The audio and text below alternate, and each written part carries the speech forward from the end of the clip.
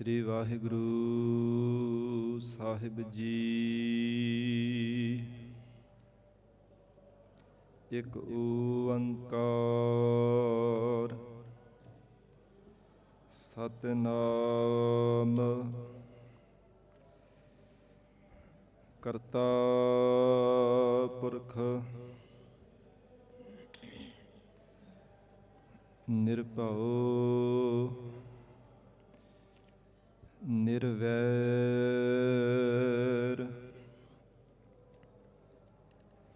ਅਕਾਲ ਮੂਰਤ ਅਜੂਨੀ ਸੈਭੰ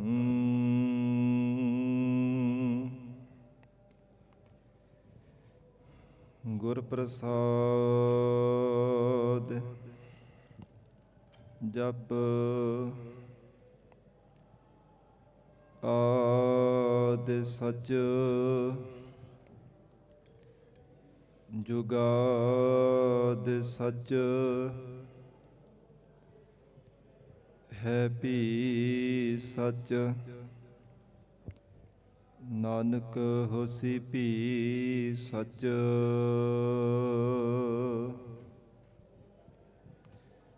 ਬੇਸੁਮਾਰ ਅਥਾਹ ਅਗਨਤ ਅਤੁਲ ਜਿਉ ਬੁਲਾਵਹੁ ਤਿਉ ਨਾਨਕ ਦਾਸ ਬੁਲੈ।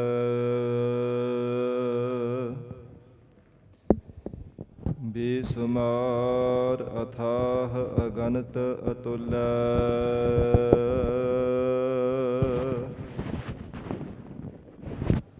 ਜਿਉ ਬੁਲਾਵਹੁ ਤਿਉ ਨਾਨਕ ਦਾਸ ਬੁਲੈ।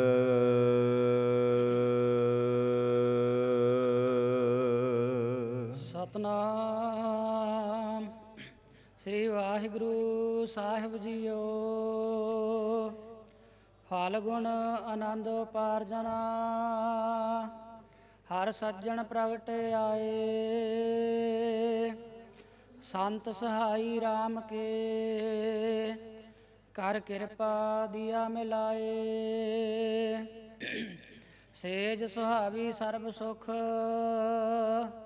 ਹੁਣ ਦੁੱਖਾ ਨਾਹੀ ਜਾਏ। ਇਛ ਪੁੰਨੀ ਬੜ ਭਾਗਣੀ ਵਰ ਪਾਇਆ ਹਰ ਰਾਏ। ਮਿਲ ਸਹੀਆ ਮੰਗਲ ਗਾਵਹੀ ਗੀਤ ਗੋਬਿੰਦ ਲਾਏ। ਹਰ ਜਿਹਾ ਅਵਰ ਨ ਦਿਸਈ ਕੋਈ ਦੂਜਾ ਲਵੈ ਨਾ ਲਾਏ। ਹਾਲਤ ਪਲਤ ਸਵਾਰਿਓ ਨ ਨਿਹਚਲ ਦਿੱਤੀਆਂ ਨ ਜਾਏ। ਸੰਸਾਰ ਸਾਗਰ ਤੇ ਰੱਖਿਆਨ ਬਹੁੜ ਨਾ ਜਨਮੈ ਧਾਏ। ਜਿਹਵਾ ਏਕ ਅਨੇਕ ਗੁਣ ਤਰੇ ਨਾਨਕ ਚਰਣੀ ਪਾਏ। ਫਲ ਗੁਣ ਨਿਤ ਸਲਾਹੀਐ ਜਿਸਨੋ ਤਿਲ ਨ ਤਮਾਏ। ਜਿਨ ਜਿਨ ਨਾਮ ਧਿਆਇਆ ਤਿਨ ਕੇ ਕਾਜ ਸਰੇ। ਹਰ ਗੁਰ ਪੂਰਾ ਰਾਧਿਆ ਦਰਗਹਿ ਸੱਚ ਖਰੇ। ਸਰਬ ਸੁਖਾ ਨਿਤ ਚਰਨ ਹਰ ਭਉ ਜਲ ਵਿਖਮ ਤਰੇ। ਪ੍ਰੇਮ ਭਗਤ ਤਨ ਪਾਈਆ ਵਿਖਿਆ ਨਾਹਿ ਜਰੇ।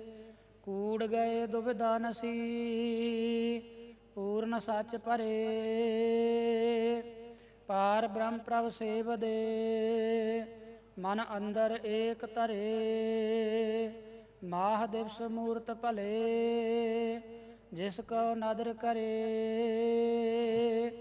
ਨਾਨਕ ਮੰਗੈ ਦਰਸ ਦਾਨ ਕਿਰਪਾ ਕਰਹੁ ਹਰੇ। ਫਲ ਗੁਣ ਆਨੰਦ ਉਪਾਰਜਨ। ਵਾਹਿਗੁਰੂ ਜੀ ਕਾ ਖਾਲਸਾ ਵਾਹਿਗੁਰੂ ਜੀ ਕੀ ਫਤਿਹ। ਪਤਿਤ ਪਾਵਨ ਭਗਤ ਵਛਲ ਅੰਤਰਜਾਮੀ ਕਰੁਣਾ ਨਿਧਾਨ ਗੁਰੂ ਗਰੀਬ ਨਵਾਜ ਕਲਯੁਗ ਕੇ ਤਾਰਨ ਹਾਰੇ ਸ਼ਬਦ ਗੁਰੂ ਦਸਾਂ ਹੀ ਪਾਤਸ਼ਾਹੀਆਂ ਕੇ ਆਤਮਿਕ ਸਰੂਪ ਸਤਿਗੁਰੂ, ਜੁਗੋ ਜੁਗ ਅਟਲ ਸਤਿਗੁਰੂ, ਧੰਨ ਧੰਨ ਸ੍ਰੀ ਗੁਰੂ ਗ੍ਰੰਥ ਸਾਹਿਬ ਮਹਾਰਾਜ ਸੱਚੇ ਪਾਤਸ਼ਾਹ ਜੀ ਦੇ ਪਾਵਨ ਪਵਿੱਤਰ ਹਜ਼ੂਰੀ ਅੰਦਰ ਜੁੜ ਬੈਠੇ ਗੁਰੂ ਖਾਲਸਾ ਸਾਧ ਸੰਗਤ ਜੀਓ, ਸਤਿਗੁਰੂ ਜੀ ਦੀ ਮਹਾਨ ਬਖਸ਼ਿਸ਼ ਦਾ ਸਦਕਾ ਅੰਮ੍ਰਿਤ ਵੇਲੇ ਤੋਂ ਮਹਾਰਾਜ ਸਾਹਿਬ ਜੀ ਦੀ ਪਾਵਨ ਹਜ਼ੂਰੀ ਅੰਦਰ ਦੀਵਾਨ ਸਜੇ ਸਨ। ਸਜੇ ਹੋ ਦੀਵਾਨਾਂ ਅੰਦਰ ਆਪ ਸਰਬੱਤ ਸੰਗਤਾਂ ਹਾਜ਼ਰੀਆਂ ਭਰ ਕੇ ਲਾਹੇ ਪ੍ਰਾਪਤ ਕਰ ਰਹੇ ਹੋ। ਅੰਮ੍ਰਿਤਮਈ ਪਾਵਨ ਗੁਰਬਾਣੀ ਦੇ ਜਾਪ, ਰਸ ਭਿੰਨਾ ਗੁਰਬਾਣੀ ਦਾ ਕੀਰਤਨ ਆਪ ਸੰਗਤਾਂ ਨੇ ਸਰਵਣ ਕੀਤਾ ਹੈ। ਆਓ ਸਾਧ ਸੰਗਤ ਜੀ, ਹੋਰ ਵੀ ਕੋਈ ਸਮਾਂ ਪਿਆਰ ਸਤਿਕਾਰ ਸਹਿਤ ਮਹਾਰਾਜ ਸਾਹਿਬ ਜੀ ਦੇ ਚਰਨਾਂ ਵਿੱਚ ਬੈਠ ਕੇ ਜੀਵਨ ਦੀਆਂ ਅਮੋਲਕ ਘੜੀਆਂ ਨੂੰ ਸਫਲੀਆਂ ਬਣਾਉਣ ਲਈ ਗੁਰੂ ਸ਼ਬਦ ਦੀ ਵਿਚਾਰ ਨਾਲ ਜੁੜ ਕੇ ਲਾਹੇ ਪ੍ਰਾਪਤ ਕਰੀਏ। ਗਰੀਬ ਨਵਾਜ ਧੰਨ ਸਤਿਗੁਰੂ ਸ੍ਰੀ ਗੁਰੂ ਅਰਜਨ ਦੇਵ ਸਾਹਿਬ ਮਹਾਰਾਜ ਸੱਚੇ ਪਾਤਸ਼ਾਹ ਜੀ ਦੀ ਰਸਨਾ ਤੋਂ ਉਚਾਰਨ ਕੀਤੇ ਹੋਏ ਪਵਿੱਤਰ 12 ਮਾਹਾ ਮਾਝ ਰਾਗ ਦੇ ਅੰਦਰ ਜੋ ਗੁਰਬਾਣੀ ਹੈ, ਹਰ ਮਹੀਨੇ ਮਹਾਰਾਜ ਸੱਚੇ ਪਾਤਸ਼ਾਹ ਜੀ ਪਾਵਨ ਸ਼ਬਦ ਰਾਹੀਂ ਉਪਦੇਸ਼ ਬਖਸ਼ਿਸ਼ ਕਰਦੇ ਹਨ। ਇਸੇ ਤਰ੍ਹਾਂ ਅੱਜ ਜੋ ਫੱਗਣ ਦਾ ਮਹੀਨਾ ਪ੍ਰਾਰੰਭ ਹੋਇਆ ਹੈ, ਇਸ ਮਹੀਨੇ ਦੌਰਾਨ ਵੀ ਗਰੀਬ ਨਵਾਜ ਸਤਿਗੁਰੂ ਜੀ ਨੇ ਉਪਦੇਸ਼ ਬਖਸ਼ਿਸ਼ ਕੀਤਾ ਹੈ। ਵਿਚਾਰ ਦੇ ਪ੍ਰਾਰੰਭਤਾ ਤੋਂ ਪਹਿਲਾਂ ਕੇਵਲ ਸੰਖੇਪ ਸ਼ਬਦਾਂ ਦੇ ਵਿੱਚ ਆਪ ਸੰਗਤ ਦੇ ਚਰਨਾਂ ਵਿੱਚ ਅਰਜ਼ ਕਰਨੀ ਹੈ। ਗੁਰੂ ਕਲਗੀਧਰ ਪਿਤਾ ਧੰਨ ਸਤਿਗੁਰੂ ਸ੍ਰੀ ਗੁਰੂ ਗੋਬਿੰਦ ਸਿੰਘ ਸਾਹਿਬ ਮਹਾਰਾਜ ਸੱਚੇ ਪਾਤਸ਼ਾਹ ਜੀ ਦੇ ਕਰ ਕਮਲਾਂ ਦੇ ਨਾਲ ਚਲਾਈ ਹੋਈ ਦਮਦਮੀ ਟਕਸਾਲ,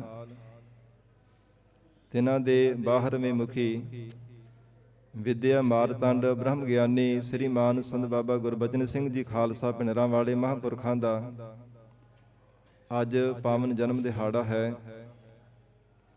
ਸਾਧ ਸੰਗਤ ਜੀ, ਜਿਨ੍ਹਾਂ ਮਹਾਂਪੁਰਖਾਂ ਦਾ ਜਨਮ ਗੁਰੂ ਕਲਗੀਧਰ ਪਿਤਾ ਧੰਨ ਸ੍ਰੀ ਗੁਰੂ ਗੋਬਿੰਦ ਸਿੰਘ ਸਾਹਿਬ ਪਾਤਸ਼ਾਹ ਜੀ ਦੇ ਬਚਨਾਂ ਦੇ ਨਾਲ ਹੋਇਆ ਸੀ।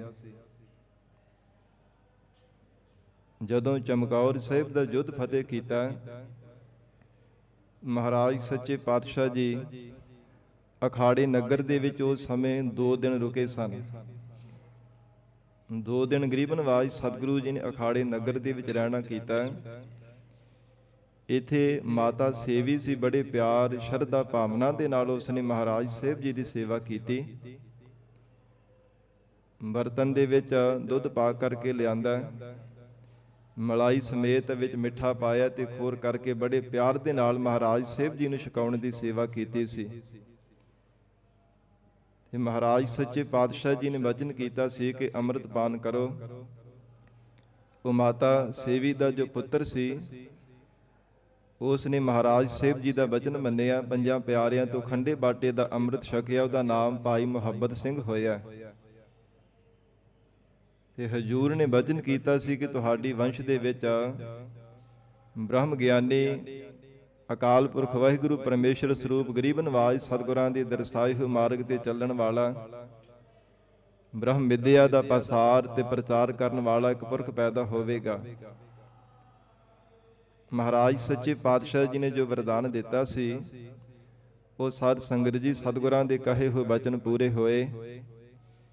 ਉਹ ਭਾਈ ਮੁਹੱਬਤ ਸਿੰਘ ਦਾ ਅੱਗੇ ਪੁੱਤਰ ਹੋਇਆ ਹੈ ਭਾਈ ਆਕਲ ਸਿੰਘ, ਔਰ ਉਹਨਾਂ ਦਾ ਪੋਤਰਾ ਹੋਇਆ ਸਾਧ ਸੰਗਤ ਜੀ ਭਾਈ ਨਥੂਆ ਸਿੰਘ।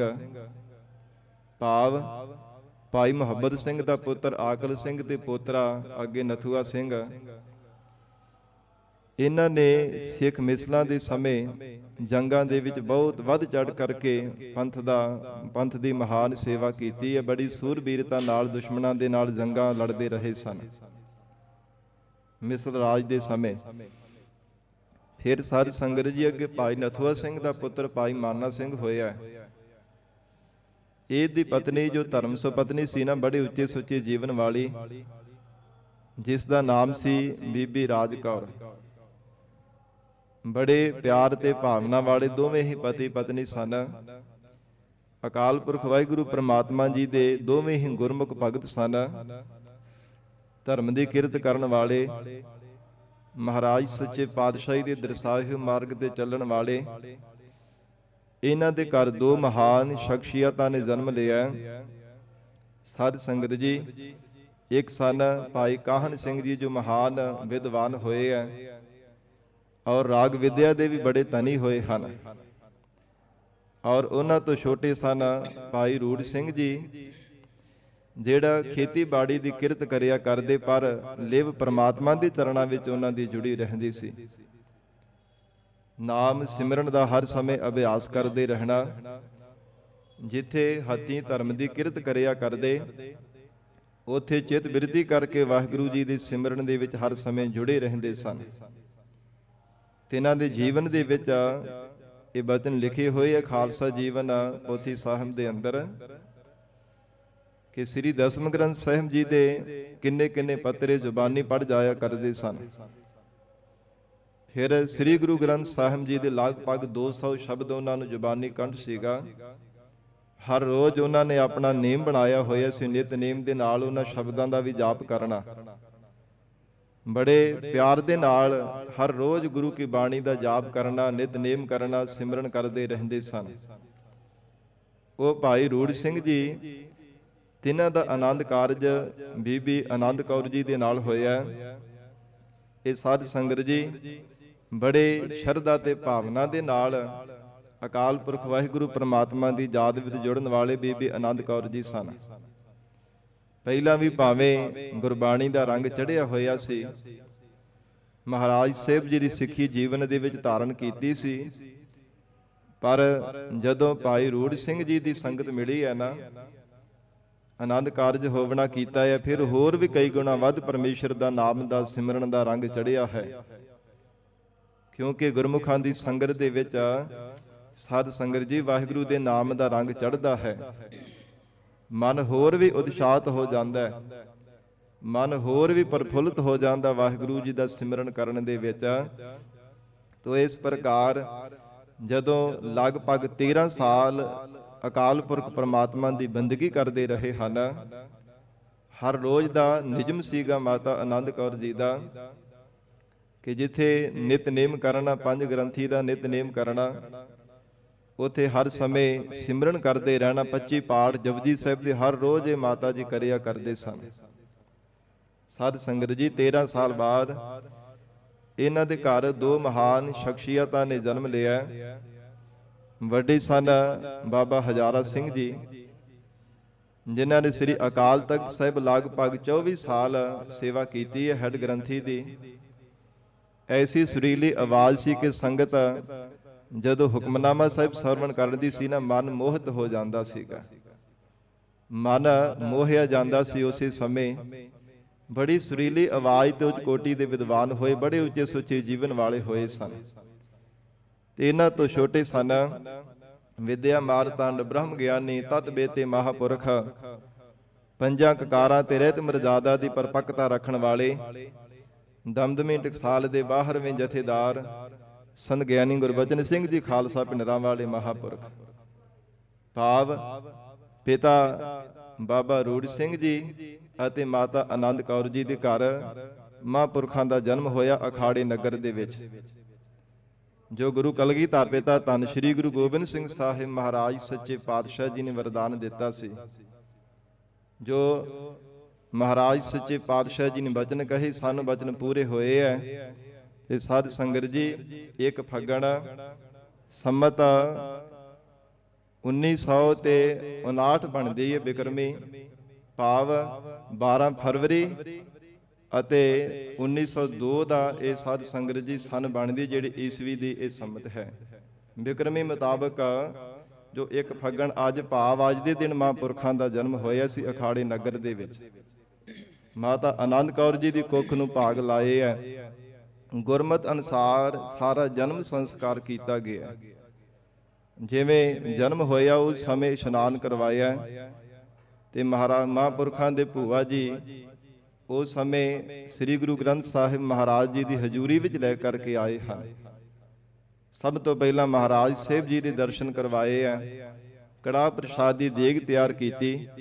ਸਾਧ ਸੰਗਤ ਜੀ, ਹੁਕਮਨਾਮਾ ਸਾਹਿਬ ਲਿਆ ਗਿਆ, ਜੋ ਸੋਰਠ ਰਾਗ ਦੇ ਵਿੱਚ ਹੁਕਮਨਾਮਾ ਸਾਹਿਬ ਆਇਆ ਕਿ ਗਰੀਬ ਨਵਾਜ ਧੰਨ ਸਤਿਗੁਰੂ ਸ੍ਰੀ ਗੁਰੂ ਅਰਜਨ ਦੇਵ ਸਾਹਿਬ ਮਹਾਰਾਜ ਸੱਚੇ ਪਾਤਸ਼ਾਹੀ ਦੇ ਬਖਸ਼ੇ ਹੁਕਮਨਾਮੇ ਸਾਹਿਬ ਦੇ ਵਿੱਚੋਂ ਪਹਿਲੇ ਅੱਖਰ ਤੋਂ ਸਾਧ ਸੰਗਤ ਜੀ ਗੁਰਬਚਨ ਸਿੰਘ ਨਾਮ ਰੱਖਿਆ ਗਿਆ ਸੀ ਮਹਾਂਪੁਰਖਾਂ ਦਾ।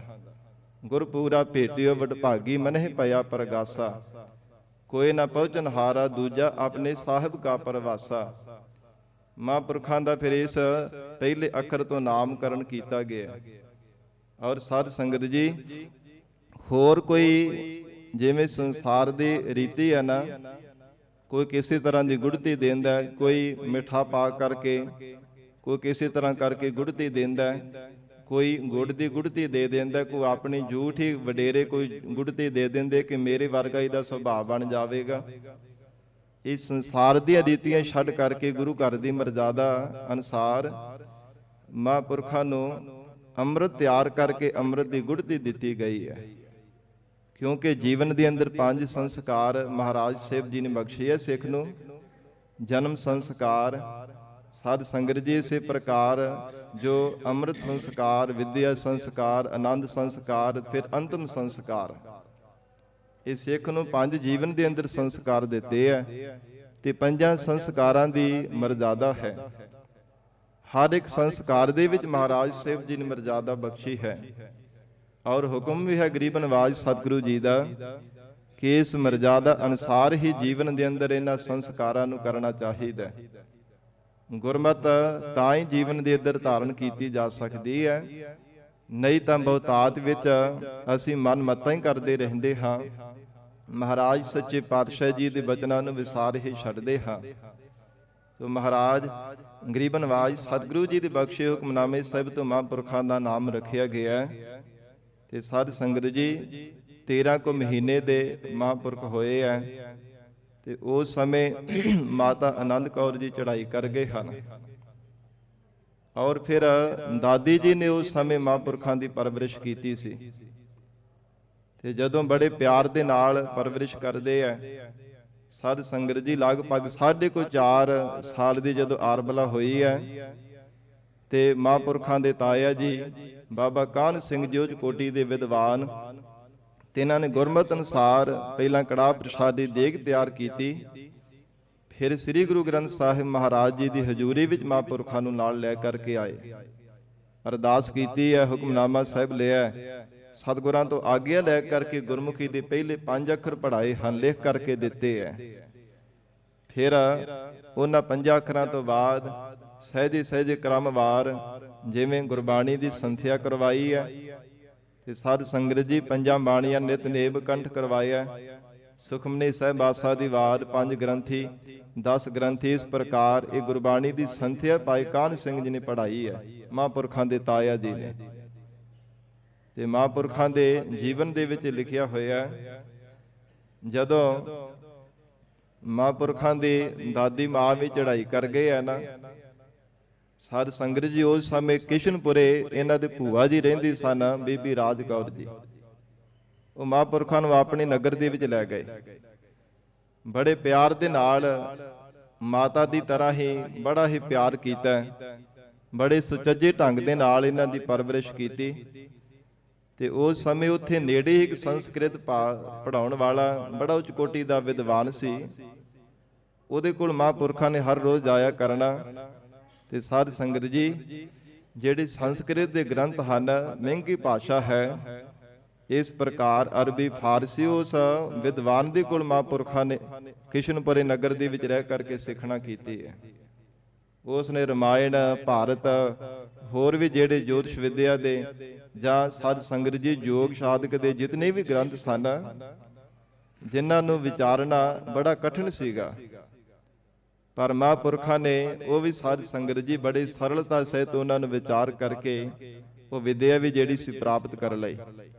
ਤੋ ਇਸ ਪ੍ਰਕਾਰ ਦੁਨਿਆਵੀ ਵਿਦਿਆ ਦੇ ਨਾਲ ਨਾਲ ਇਹ ਜਿਹੜੀ ਹੋਰ ਭਾਸ਼ਾਵਾਂ ਸਨ, ਉਹਨਾਂ ਵਿੱਚ ਵੀ ਬੜੀ ਨਿਪੁੰਨਤਾ ਜਿਹੜੀ ਪ੍ਰਾਪਤ ਕੀਤੀ ਹੈ। ਤੋ ਫਿਰ ਜਦੋਂ ਮਹਾਂਪੁਰਖ ਆਪਣੇ ਨਗਰ ਅਖਾੜੇ ਦੇ ਵਿੱਚ ਆਏ ਹੈ, ਸਾਧ ਸੰਗਤ ਜੀ ਇੱਥੇ ਹੀ ਇੱਕ ਵਾਰ ਸੰਤ ਗਿਆਨੀ ਬਾਬਾ ਸੁੰਦਰ ਸਿੰਘ ਜੀ ਖਾਲਸਾ ਭਿੰਡਰਾਂ ਵਾਲੇ ਮਹਾਂਪੁਰਖ ਉਹ ਗੁਰਬਾਣੀ ਦੀ ਕਥਾ ਕਰ ਰਹੇ ਸਨ। ਕਿਉਂਕਿ ਨਗਰਾਂ ਪਿੰਡਾਂ ਦੇ ਵਿੱਚ ਸਿੱਖੀ ਦਾ ਪ੍ਰਚਾਰ ਕਰਨ ਵਾਸਤੇ ਲੈ ਕੇ ਜਾਇਆ ਕਰਦੇ ਸਨ। ਨਾਲ ਦੇ ਜਥੇ ਸਿੰਘਾਂ ਨੂੰ ਨਾਲ ਲੈ ਕੇ ਜਾਇਆ ਕਰਨਾ। ਜਦੋਂ ਇਸ ਅਖਾੜੇ ਨਗਰ ਦੇ ਵਿੱਚ ਆਏ ਨੇ ਤੇ ਉਸ ਸਮੇਂ ਸ਼ਬਦ ਦੀ ਕਥਾ ਕਰਦੇ ਸਨ। ਆਦਿ ਪੂਰਨ, ਮੱਧ ਪੂਰਨ, ਅੰਤ ਪੂਰਨ ਪਰਮੇਸ਼ਰ ਹੈ। ਇਹ ਸ਼ਬਦ ਦੀ ਜਦੋਂ ਕਥਾ ਕੀਤੀ ਤੇ ਮਹਾਂਪੁਰਖਾਂ ਦਾ ਮਨ ਪਹਿਲਾਂ ਵੀ ਪ੍ਰਮਾਤਮਾ ਦੇ ਚਰਨਾਂ ਵਿੱਚ ਜੁੜਿਆ ਰਹਿੰਦਾ ਸੀ। ਬੜੇ ਵੈਰਾਗ ਦੇ ਵਿੱਚ ਰਿਹਾ ਕਰਦੇ ਸਨ। ਪਰ ਜਦੋਂ ਸੰਤ ਗਿਆਨੀ ਸੁੰਦਰ ਸਿੰਘ ਜੀ ਖਾਲਸਾ ਭਿੰਡਰਾਂ ਵਾਲੇ ਮਹਾਂਪੁਰਖਾਂ ਦੀ ਰਸਨਾ ਤੋਂ ਕਥਾ ਸੁਣੀ ਹੈ, ਐਸੀ ਮਿਠਾਸ, ਇੰਨਾ ਰਸ ਉਹਨਾਂ ਦੇ ਬਚਨਾਂ ਦੇ ਵਿੱਚ ਸੀਗਾ ਕਿ ਹਿਰਦਾ ਹੋਰ ਵੀ ਗਦਗਦ ਹੋ ਗਿਆ, ਹੋਰ ਵੀ ਕਈ ਗੁਣਾ ਵੱਧ ਹਿਰਦੇ ਵਿੱਚ ਵੈਰਾਗ ਪ੍ਰਗਟ ਹੋ ਗਿਆ। ਤੇ ਸਾਧ ਸੰਗਤ ਜੀ ਮਹਾਂਪੁਰਖਾਂ ਨੇ ਜਦੋਂ ਸਮਾਪਤੀ ਹੋਈ ਫਿਰ ਫਤਿਹ ਬੁਲਾਈ, ਹੱਥ ਜੋੜ ਕੇ ਚੁੱਪਤਾ ਧਾਰਨ ਕਰਕੇ ਸਨਮੁਖ ਖੜੇ ਰਹੇ ਨੇ। ਤੇ ਮਹਾਂਪੁਰਖਾਂ ਨੇ ਸੰਤ ਗਿਆਨੀ ਸੁੰਦਰ ਸਿੰਘ ਜੀ ਨੇ ਫਿਰ ਵਚਨ ਕੀਤਾ ਕਿ ਹੇ ਭੁਜੰਗੀਆ ਸਿੰਘਾ, ਤੇਰਾ ਨਾਮ ਕੀ ਹੈ? ਕਹਿੰਦਾ ਜੀ ਗੁਰਬਚਨ ਸਿੰਘ। ਮਹਾਂਪੁਰਖਾਂ ਨੇ ਕੋਈ ਜਵਾਬ ਦਿੱਤਾ, ਹੋਰ ਕੋਈ ਵਚਨ ਨਹੀਂ ਕੀਤਾ, ਹੱਥ ਜੋੜ ਕਰਕੇ ਸਾਹਮਣੇ ਖਲੋਤੇ ਰਹੇ ਨੇ। ਤੇ ਸਾਧ ਸੰਗਤ ਜੀ ਐਸੀ ਉਸ ਸਮੇਂ ਮਹਾਂਪੁਰਖਾਂ ਨੇ ਦ੍ਰਿਸ਼ਟੀ ਪਾਈ ਹੈ, ਕਿਉਂਕਿ ਜਿਹੜਾ ਜ਼ੌਹਰੀ ਆ ਨਾ ਹੀਰੇ ਦੀ ਪਰਖ ਕਰ ਲੈਂਦਾ, ਹੋਰ ਨਹੀਂ ਕਿਸੇ ਨੂੰ ਪਤਾ ਚੱਲਦਾ। ਜ਼ੌਹਰੀ ਹੀਰੇ ਦੀ ਪਰਖ ਕਰ ਹੀ ਲੈਣਾ ਕਰਦਾ। ਉਸ ਸਮੇਂ ਮਹਾਂਪੁਰਖਾਂ ਨੇ ਐਸੀ ਦ੍ਰਿਸ਼ਟੀ ਪਾਈ ਹੈ। ਤੇ ਸਾਧ ਸੰਗਤ ਜੀ ਫਿਰ ਜਿਵੇਂ ਜਥੇ ਵਿੱਚ ਭਰਤੀ ਹੋਣਾ, ਮਹਾਂਪੁਰਖਾਂ ਦੇ ਨਾਲ ਜਾ ਕਰਕੇ ਮਹਾਂਪੁਰਖਾਂ ਦੇ ਕੋਲੋਂ ਬ੍ਰਹਮ ਵਿਦਿਆ, ਹੋਰ ਵੀ ਸਾਧ ਸੰਗਤ ਜੀ ਗ੍ਰੰਥ ਪੜ੍ਹਨੇ, ਸ੍ਰੀ ਨਾਨਕ ਪ੍ਰਕਾਸ਼ ਗ੍ਰੰਥ, ਸੂਰਜ ਪ੍ਰਕਾਸ਼ ਗ੍ਰੰਥ। तो इस प्रकार प्रबोध चंद्र नाटक जितने भी साध संगत जी ग्रंथ है ना, महापुरखों के पास रह करके सारी ब्रह्म विद्या भी प्राप्त की है। होर जेड़े अनमतां दे ग्रंथ वो भी पढ़ना कीते है, पर भरोसा केवल श्री गुरु ग्रंथ साहिब महाराज सच्चे पातशाह जी ते है। ये सतगुरु जी का हुक्म ही अपने खालसे नूं कि होर ग्रंथां नूं पढ़ना जरूर है, विचारना जरूर है, पर सिख दा भरोसा केवल श्री गुरु ग्रंथ साहिब महाराज सच्चे पातशाह जी ते ही होना चाहिए है। तो इसी प्रकार महापुरखों के कोल रह करके सेवा करते ने। साध संगत जी जदों संत ज्ञानी गुरबचन सिंह जी खालसा भिंडरां वाले महापुरखों नूं ये जिम्मेवारी मिली है ना, भाव दस्तारबंदी होनी सी, उस समय बोपा राय नगर दे विच संत ज्ञानी सुंदर सिंह जी खालसा भिंडरां वाले महापुरखों ने संगत विच बैठ करके संपूर्ण श्री गुरु ग्रंथ साहिब जी की कथा महापुरखों की रचना तो सुनी है। अमृत वेले कथा करनी 5 घंटे लगातार, हर रोज कथा करनी अमृत वेले, 3 घंटे शाम नूं, 8 घंटे हर रोज संत ज्ञानी गुरबचन सिंह जी खालसा भिंडरां वाले महापुरख अपनी रचना तो कथा सरवण करावंदे। और संत ज्ञानी सुंदर सिंह जी खालसा भिंडरां वाले महापुरख संगत विच बैठ करके एक रस अडोल चौंकड़ा लगा करके सरवण करिया करदे। ते महापुरखां दे जीवन विच लिखिया कि हर रोज 18 पत्रे कथा करिया करदे सन, 18 अंगां दी कथा करिया करदे हर रोज 8 घंटियां दे विच।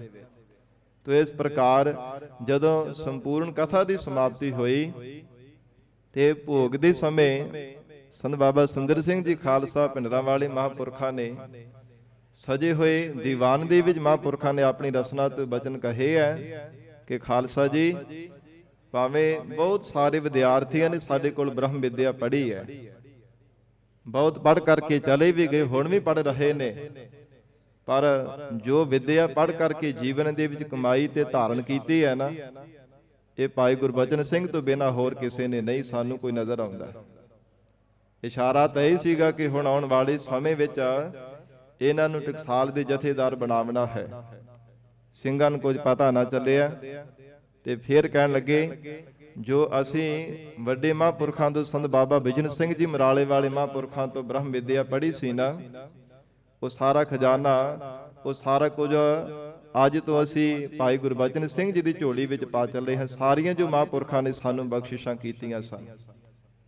साध संगत जी उस समय महापुरखों ने दस्तारबंदी करने दे वास्ते ਸਿੰਘਾਂ ਨੂੰ हुक्म कीता, पर जेड़े ईर खालू सिंह सन जथे विच ਉਹਨਾਂ ਨੇ ਦਸਤਾਰ ਨਹੀਂ ਲਿਆ ਕਰਕੇ ਦਿੱਤੀ, ਕਿਉਂਕਿ ਉਹਨਾਂ ਨੂੰ ਮਾਣ ਸੀਗਾ ਕਿ ਅਸੀਂ ਲੰਬੇਰੇ ਸਮੇਂ ਤੋਂ ਮਹਾਂਪੁਰਖਾਂ ਦੇ ਨਾਲ ਰਹਿ ਰਹੇ ਹਾਂ। ਕੋਈ ਸਿੰਘ ਐਸੇ ਸਨ ਵਡੇਰੀ ਉਮਰ ਦੇ, ਜਿਹੜੇ ਵੱਡੇ ਮਹਾਂਪੁਰਖਾਂ ਦੇ ਸਮੇਂ ਦੇ ਰਹਿ ਰਹੇ ਸਨ। ਸੰਤ ਬਾਬਾ ਵਿਚਰਨ ਸਿੰਘ ਜੀ ਮਹਾਂਪੁਰਖਾਂ ਦੇ ਸਮੇਂ ਦੇ, ਉਹਨਾਂ ਦੇ ਮਨ ਦੇ ਅੰਦਰ ਮਾਣ ਸੀਗਾ। ਤੇ ਸੰਤ ਗਿਆਨੀ ਗੁਰਬਚਨ ਸਿੰਘ ਜੀ ਖਾਲਸਾ ਮਹਾਂਪੁਰਖਾਂ ਦੀ ਆਰ ਬਲਾਉ ਸਮੇਂ ਜ਼ਿਆਦਾ ਨਹੀਂ ਸੀਗੀ, ਤੇ ਇਸ ਕਰਕੇ ਈਰਖਾ ਕਰਦੇ ਸਨ ਕਿ ਛੋਟੀ ਉਮਰ ਦੇ ਵਿੱਚ ਸਾਰਾ ਕੁਝ ਇਹਨਾਂ ਨੂੰ ਦੇ ਚੱਲੇ ਆ। ਤੇ ਇੱਕ ਸਿੰਘ ਨੇ ਸੰਗਤ ਦੇ ਵਿੱਚ ਦੀਵਾਨ ਵਿੱਚ ਬੈਠੇ ਹੀ ਆਖ ਦਿੱਤਾ ਕਿ ਤੁਸੀਂ ਇਕੱਲੀ ਸੁਰੀਲੀ ਆਵਾਜ਼ ਦੇਖ ਕਰਕੇ ਹੀ, ਇਹਨਾਂ ਦੇ ਸੁਰੀਲੀ ਆਵਾਜ਼ ਸੁਣ ਕਰਕੇ ਮਹਾਂਪੁਰਖ ਸਭ ਕੁਝ ਇਹਨਾਂ ਦੀ ਝੋਲੀ ਪਾ ਦੇਣ ਲੱਗੇ ਹੋ। ਉਵੇਂ ਤਾਂ ਜਿਹੜਾ ਮੋਰ ਆ ਨਾ, ਉਹ ਵੀ ਆਵਾਜ਼ ਬੜੀ ਸੋਹਣੀ ਕਰਦਾ, ਭਾਵੇਂ ਉਹਦੀ ਬੜੀ ਸੁੰਦਰਤਾ ਹੈ ਜਦੋਂ ਪੈਲ ਪਾਉਂਦਾ, ਪਰ ਆਪਣੇ ਪੈਰਾਂ ਦੇ ਵੱਲ ਦੇਖ ਕਰਕੇ ਝੂਰਦਾ ਰਹਿੰਦਾ। ਉਹ ਗੰਦਗੀ ਦੇ ਵਿੱਚ ਹੀ ਹਰ ਸਮੇਂ ਫਸੇ ਰਹਿੰਦੇ ਆ। ਇੱਕ ਸਿੰਘ ਨੇ ਇਦਾਂ ਦਾ ਵਚਨ ਕੀਤਾ, ਤੇ ਸੰਤ ਬਾਬਾ ਸੁੰਦਰ ਸਿੰਘ ਜੀ ਖਾਲਸਾ ਪਿੰਡਰਾਂ ਵਾਲੇ ਮਹਾਂਪੁਰਖ ਕਹਿਣ ਲੱਗੇ, ਜੇ ਤਾਂ ਇਹਨਾਂ ਦੇ ਅਨੁਸਾਰ ਰਹੋਗੇ ਤਾਂ ਸੁੱਖ ਪਾਵੋਗੇ, ਨਹੀਂ ਤਾਂ ਜ਼ਿੰਦਗੀ ਭਰ ਤੁਹਾਨੂੰ ਦੁੱਖ ਹੀ ਪਾਉਣਾ ਪਵੇਗਾ। ਮਹਾਂਪੁਰਖਾਂ ਨੇ ਵਚਨ ਕੀਤਾ ਸੀ ਸਜੇ ਹੋਏ ਦੀਵਾਨ ਦੇ ਅੰਦਰ। ਉਹ ਚੁੱਪ ਕਰ ਗਿਆ। ਤੇ ਫਿਰ ਦੂਸਰਾ ਸਿੰਘ ਇੱਕ ਹੋਰ ਬੋਲਿਆ, ਕਹਿੰਦੇ ਇੰਨੀ ਛੋਟੀ ਜਿਹੀ ਉਮਰ ਦੇ ਵਿੱਚ ਸਭ ਕੁਝ ਇਹਨਾਂ ਦੀ ਝੋਲੀ ਵਿੱਚ ਝਾੜ ਦੇਣ ਲੱਗੇ ਹੋ। ਇੰਨੀ ਛੋਟੀ ਉਮਰ ਦੇ ਵਿੱਚ ਕੋਈ ਪਤਾ ਨਹੀਂ ਇਹਨਾਂ ਨੂੰ ਕਾਰਜ ਵਿਹਾਰਾਂ ਦਾ, ਕਿਵੇਂ ਸਾਰਾ ਪ੍ਰਬੰਧ ਟਕਸਾਲ ਦਾ ਚਲਾਉਣਗੇ, ਇੰਨੀ ਵੱਡੀ ਜ਼ਿੰਮੇਵਾਰੀ ਕਿਵੇਂ ਨਿਭਾਉਣਗੇ ਜੀਵਨ ਦੇ ਵਿੱਚ। ਤੇ ਸੰਤ ਬਾਬਾ ਸੁੰਦਰ ਸਿੰਘ ਜੀ ਖਾਲਸਾ ਮਹਾਂਪੁਰਖ ਆਖਣ ਲੱਗੇ, ਖਾਲਸਾ ਜੀ ਬਾਹਰੀ ਤੌਰ ਤੇ ਭਾਵੇਂ ਉਮਰ ਭਾਵੇਂ ਇਹਨਾਂ ਦੀ ਛੋਟੀ ਹੈ, ਭਾਵੇਂ ਬਾਹਰੋਂ ਉਹਨਾਂ ਦਾ ਬਹੁਤ ਕਾਰਜਾਂ ਵਿਹਾਰਾਂ ਦਾ ਨਹੀਂ ਪਤਾ ਕਿਵੇਂ ਕਰਨੇ ਹੈ, ਪਰ ਅੰਤਰੀਵ ਇਹਨਾਂ ਦੀ ਅਵਸਥਾ ਇੰਨੀ ਉੱਚੀ ਸੁੱਚੀ ਹੈ। ਮਹਾਰਾਜ ਗੁਰੂ ਕਲਗੀਧਰ ਪਿਤਾ ਧੰਨ ਗੁਰੂ ਗੋਬਿੰਦ ਸਿੰਘ ਸਾਹਿਬ ਸੱਚੇ ਪਾਤਸ਼ਾਹ ਜੀ ਦੀਆਂ ਮਹਾਨ ਬਖਸ਼ਿਸ਼ਾਂ ਇਹਨਾਂ ਦੇ ਨਾਲ ਹਨ। ਉਹ ਗਰੀਬ ਨਵਾਜ਼ ਸਤਿਗੁਰਾਂ ਨੇ ਆਪ ਹੀ ਆਪਣੇ ਕਾਰਜ ਕਰਵਾਈ ਜਾਣੇ ਹੈ। ਬਸ ਤੁਸਾਂ ਦਾ ਫਰਜ਼ ਬਣਦਾ ਕਿ ਇਹਨਾਂ ਦੇ ਅਨੁਸਾਰ ਹੋ ਕਰਕੇ ਰਹਿਣਾ, ਫਿਰ ਸੁੱਖ ਪਾਵੋਗੇ। ਇਹ ਮਹਾਂਪੁਰਖਾਂ ਨੇ ਬਚਨ ਕੀਤਾ। ਤੇ ਸਾਧ ਸੰਗਤ ਜੀ, ਇਸ ਪ੍ਰਕਾਰ ਜਦੋਂ ਕਿਸੇ ਨੇ ਦਸਤਾਰ ਨਹੀਂ ਨਾ ਲਿਆ ਕੇ ਦਿੱਤੀ, ਤੇ ਜਿਹੜੀ ਫੁਲਕਾਰੀ ਸੀ ਨਾ, ਜਿਹਦੇ ਵਿੱਚ ਹਾਰਮੋਨੀਅਮ ਵੱਜਿਆ ਹੋਇਆ ਸੀਗਾ, ਉਹ ਫੁਲਕਾਰੀ ਬੜੀ ਸੋਹਣੀ ਸੀ, ਕਪੜਾ। ਉਹ ਮਹਾਂਪੁਰਖਾਂ ਨੇ ਉਹ ਹਾਰਮੋਨੀਅਮ ਤੋਂ ਲਾ ਕੇ ਨਾ ਉਹ ਦਸਤਾਰ ਦੀ ਤਰ੍ਹਾਂ ਬਣਾ ਕੇ ਸੰਤ ਗਿਆਨੀ ਗੁਰਬਚਨ ਸਿੰਘ ਜੀ ਖਾਲਸਾ ਮਹਾਂਪੁਰਖਾਂ ਦੀ ਸੀਸ ਤੇ ਸਜਾ ਦਿੱਤੀ ਹੈ। ਪਰ ਇਹੋ ਦੀਵਾਨ ਦੇ ਵਿੱਚ ਜਦੋਂ ਸਜਾਈ ਹੈ ਤੇ ਦੇਖਣ ਵਾਲੇ ਬੜੇ ਹੈਰਾਨ ਹੋ ਰਹੇ ਨੇ। ਤੇ ਮਹਾਂਪੁਰਖਾਂ ਨੇ ਉਸ ਸਮੇਂ ਸਾਧ ਸੰਗਤ ਜੀ ਇੱਕ ਸਰੋਂ ਦਾ ਫੁੱਲ ਸੀਗਾ ਨੇੜੇ, ਉਹ ਫੁੱਲ ਲੈ ਕਰਕੇ ਨਾ ਮਹਾਂਪੁਰਖਾਂ ਦੇ ਸਜਾਈ ਹੋਏ ਉਸੇ ਦਸਤਾਰੇ ਦੇ ਉੱਪਰ ਹੀ ਰੱਖਿਆ। ਕਹਿੰਦੇ ਇਸੇ ਤਰ੍ਹਾਂ ਭਗਤੀ ਦੀ ਬ੍ਰਹਮ ਵਿਦਿਆ ਦੀ ਖੁਸ਼ਬੂ ਤੁਸੀਂ ਜੀਵਨ ਭਰ ਵੰਡਦੇ ਰਹੋਗੇ। ਮਹਾਨ ਇਹ ਬਚਨ ਕੀਤੇ ਸਨ ਮਹਾਂਪੁਰਖਾਂ ਨੇ, ਸੰਤ ਬਾਬਾ ਸੁੰਦਰ ਸਿੰਘ ਜੀ ਖਾਲਸਾ ਜੀ ਨੇ। ਤੋ ਇਸ ਪ੍ਰਕਾਰ ਸਾਧ ਸੰਗਤ ਜੀ, ਉਹਨਾਂ ਮਹਾਂਪੁਰਖਾਂ ਦਾ ਅੱਜ ਜਨਮ ਦਿਹਾੜਾ, ਜਿਨ੍ਹਾਂ ਨੇ ਬਹੁਤ ਭਾਰਤ ਸਿੱਖੀ ਦਾ ਪ੍ਰਚਾਰ ਕੀਤਾ ਤੇ ਆਪਣੇ ਜੀਵਨ ਕਾਲ ਦੌਰਾਨ 27 ਵਾਰ ਕਥਾ ਕੀਤੀ ਸੀ ਸੰਤ ਗਿਆਨੀ ਗੁਰਬਚਨ ਸਿੰਘ ਜੀ ਖਾਲਸਾ ਪਿੰਡਰਾਂ ਵਾਲੇ ਮਹਾਂਪੁਰਖਾਂ ਨੇ। 27 ਵਾਰ ਕਥਾ ਮਹਾਂਪੁਰਖਾਂ ਨੇ ਕੀਤੀ ਹੈ ਸ੍ਰੀ ਗੁਰੂ ਗ੍ਰੰਥ ਸਾਹਿਬ ਜੀ ਦੀ। ਸਾਧ ਸੰਗਤ ਜੀ, ਇੰਨੇ ਫਿਰ ਡੂੰਘਾਈ ਦੇ ਵਿੱਚ ਅਰਥ, ਫਿਰ ਇੰਨੇ ਸਰਲ ਵੀ ਅਰਥ, ਜਿਨ੍ਹਾਂ ਨੂੰ ਜਦੋਂ ਸਰਵਣ ਕਰੀਦਾ ਨਾ, ਅੱਜ ਵੀ ਵੈਬਸਾਈਟ ਤੇ ਨੈਟ ਤੇ ਮਹਾਂਪੁਰਖਾਂ ਦੀ ਕਥਾ ਹੈਗੀ ਹੈ, ਗੁਰਮੁਖ ਪਿਆਰੇ ਸਰਵਣ ਵੀ ਕਰਦੇ ਆ।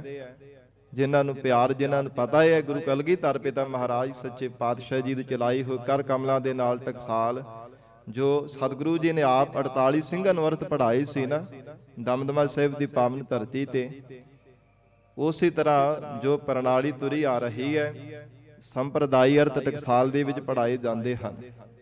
ਉਹ ਅਰਥ ਮਹਾਂਪੁਰਖਾਂ ਨੇ ਸਾਧ ਸੰਗਤ ਜਿਹੜੇ ਕੀਤੇ, ਅੱਜ ਵੀ ਨੈਟ ਤੇ ਉਸੇ ਤਰ੍ਹਾਂ ਵੈਬਸਾਈਟ ਤੇ ਹਨ। ਮਹਾਂਪੁਰਖਾਂ ਦੀ ਕਥਾ ਜੋ ਹੈ ਸੰਪੂਰਨ ਸ੍ਰੀ ਗੁਰੂ ਗ੍ਰੰਥ ਸਾਹਿਬ ਜੀ ਦੀ, ਉਹ ਰਿਕਾਰਡ ਕੀਤੀ ਹੋਈ ਅੱਜ ਵੀ ਕਥਾ ਹੈਗੀ ਹੈ। ਤੇ ਬਹੁਤ ਭਾਰੀ ਸਿੱਖੀ ਦਾ ਪ੍ਰਚਾਰ ਤੇ ਪਸਾਰ ਕੀਤਾ। ਫਿਰ ਬਹੁਤ ਸਾਰੇ ਵਿਦਵਾਨ, ਕਥਾਵਾਚਕ, ਪ੍ਰਚਾਰਕ, ਪਾਠੀ ਸਿੰਘ ਮਹਾਂਪੁਰਖਾਂ ਨੇ ਤਿਆਰ ਕੀਤੇ। ਗੁਰੂ ਘਰਾਂ ਦੀਆਂ ਵੀ ਮਹਾਨ ਸੇਵਾਵਾਂ ਮਹਾਂਪੁਰਖਾਂ ਨੇ ਕਰਵਾਈਆਂ ਨੇ। ਕਿਉਂਕਿ ਜਦੋਂ ਸੰਤ ਬਾਬਾ ਸੁੰਦਰ ਸਿੰਘ ਜੀ ਦਸਤਾਰਬੰਦੀ ਕੀਤੀ ਹੈ ਨਾ, ਉਸ ਸਮੇਂ ਮਹਾਂਪੁਰਖਾਂ ਨੇ ਵਚਨ ਕੀਤਾ ਸੀਗਾ। ਕਹਿਣ ਲੱਗੇ ਸਨ, ਭਾਈ ਗੁਰਬਚਨ ਸਿੰਘ ਜੀ, ਇੱਕ ਕੰਮ ਕਰਨਾ ਚਾਹੁੰਦੇ ਹੋ ਕਿ 100 ਕੰਮ ਕਰਨੇ ਚਾਹੁੰਦੇ ਹੋ? ਦੁਬਾਰਾ ਬਚਨ ਕੀਤਾ, ਕਹਿੰਦੇ ਇੱਕ ਕੰਮ ਕਰਨਾ ਚਾਹੁੰਦੇ ਕਿ 100 ਕੰਮ ਕਰਨਾ ਚਾਹੁੰਦੇ ਹੋ। ਭਾਵ ਇਹ ਸੀਗਾ ਕਿ ਪਰਮੇਸ਼ਰ ਦਾ ਨਾਮ ਜਪਣਾ ਤੇ ਜੋ ਬ੍ਰਹਮ ਵਿਦਿਆ ਪੜ੍ਹੀ ਉਹਦਾ ਅੱਗੇ ਪ੍ਰਚਾਰ ਕਰਨਾ, ਇੱਕ ਕੰਮ ਕਰਨਾ ਹੈ ਕਿ ਜਾਂ ਫਿਰ ਸੋ ਹੋਰ ਜਿਹੜੇ ਕੰਮ ਵਿਹਾਰ ਕਰਨੇ ਆ। ਕਹਿੰਦੇ ਮਹਾਂਪੁਰਖੋਂ ਹੱਥ ਜੋੜ ਕੇ ਕਹਿੰਦੇ ਇੱਕੋ ਹੀ ਬੜਾ ਹੈ। ਕਹਿੰਦੇ ਜੇ ਇੱਕ ਕਰੋਗੇ ਨਾ, ਬਾਕੀ 100 ਜਿਹੜੇ ਸੈਂਕੜੇ ਕਾਰਜ ਆ ਪਰਮੇਸ਼ਰ ਆਪ ਗੁਰੂ ਕਲਗੀਧਰ ਪਿਤਾ ਸਤਿਗੁਰੂ ਜੀ ਆਪ ਉਹਨਾਂ ਨੂੰ ਸਵਾਰੀ ਜਾਣਗੇ। ਤੇ ਉਹ ਮਹਾਂਪੁਰਖਾਂ ਨੇ ਜੀਵਨ ਭਰ ਕਮਾਇਆ, ਇੰਨਾ ਉੱਚਾ ਸੁੱਚਾ ਜੀਵਨ ਹੈ, ਬੇਦਾਗ ਜੀਵਨ ਹੈ ਮਹਾਂਪੁਰਖਾਂ ਦਾ, ਜਿਨ੍ਹਾਂ ਨੇ ਸਾਧ ਸੰਗਤ ਜੀ ਆਪਣੇ ਜੀਵਨ ਦੇ ਅੰਦਰ ਬਹੁਤ ਸਿੱਖੀ ਦਾ ਭਾਰੀ ਪ੍ਰਚਾਰ ਕੀਤਾ। ਤੋ ਅੱਜ ਉਹਨਾਂ ਦਾ ਸਾਧ ਸੰਗਤ ਜੀ ਜਨਮ ਦਿਹਾੜਾ ਹੈ।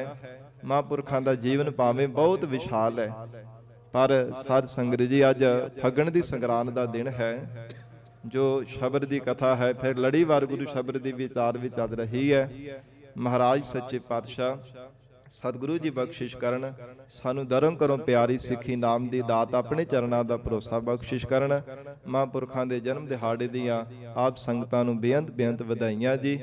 ਆਓ ਹੁਣ ਪਿਆਰ ਦੇ ਨਾਲ ਰਸਨਾ ਤੋਂ ਇੱਕ ਵਾਰ ਉਚਾਰਨ ਕਰੀਏ ਜੋ ਸਤਿਗੁਰੂ ਜੀ ਨੇ ਪਾਵਨ ਸ਼ਬਦ ਰਾਹੀਂ ਸਾਨੂੰ ਉਪਦੇਸ਼ ਬਖਸ਼ਿਸ਼ ਕੀਤਾ ਹੈ। ਪਿਆਰ ਦੇ ਨਾਲ ਸਰਵਣ ਕਰੀਏ ਜੀ। ਸਤਨਾਮ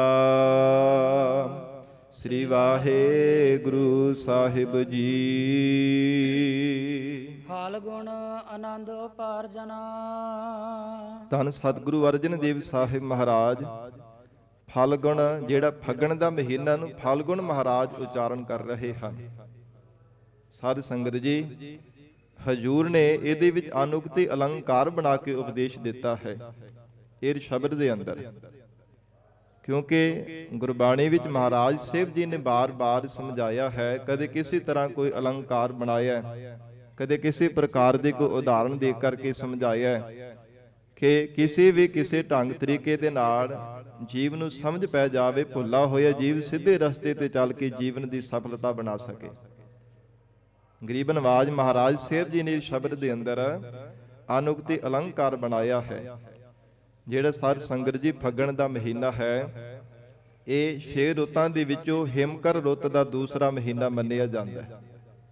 ਗੁਰਬਾਣੀ ਵਿੱਚ ਮਹਾਰਾਜ ਸਾਹਿਬ ਜੀ ਦੇ ਵਚਨ ਹਨ, ਹਿਮਕਰ ਰੁੱਤ ਮਨ ਭਾਵਤੀ, ਮਾਘ ਫੱਗਣ ਗੁਣਵੰਤ ਜੀਓ।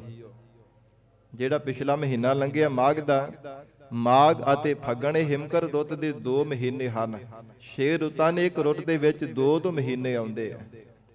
ਤੇ ਸਾਧ ਸੰਗਤ ਜੀ, ਇਸ ਫੱਗਣ ਦੇ ਮਹੀਨੇ ਦੇ ਅੰਦਰ ਜਿਵੇਂ ਬਨਸਪਤ ਹੈ ਨਾ, ਬਨਸਪਤ ਦੇ ਵਿੱਚ ਬੜਾ ਫਲ ਜਿਹੜਾ ਹੈ ਨਾ ਰਸਦਾਇਕ ਬਣਨਾ ਕਰਦਾ ਹੈ। ਇਸ ਰੁੱਤ ਦੇ ਵਿੱਚ ਨਾ ਤਾਂ ਬਹੁਤੀ ਸਰਦੀ ਹੁੰਦੀ ਹੈ, ਨਾ ਬਹੁਤੀ ਗਰਮੀ ਹੁੰਦੀ ਹੈ।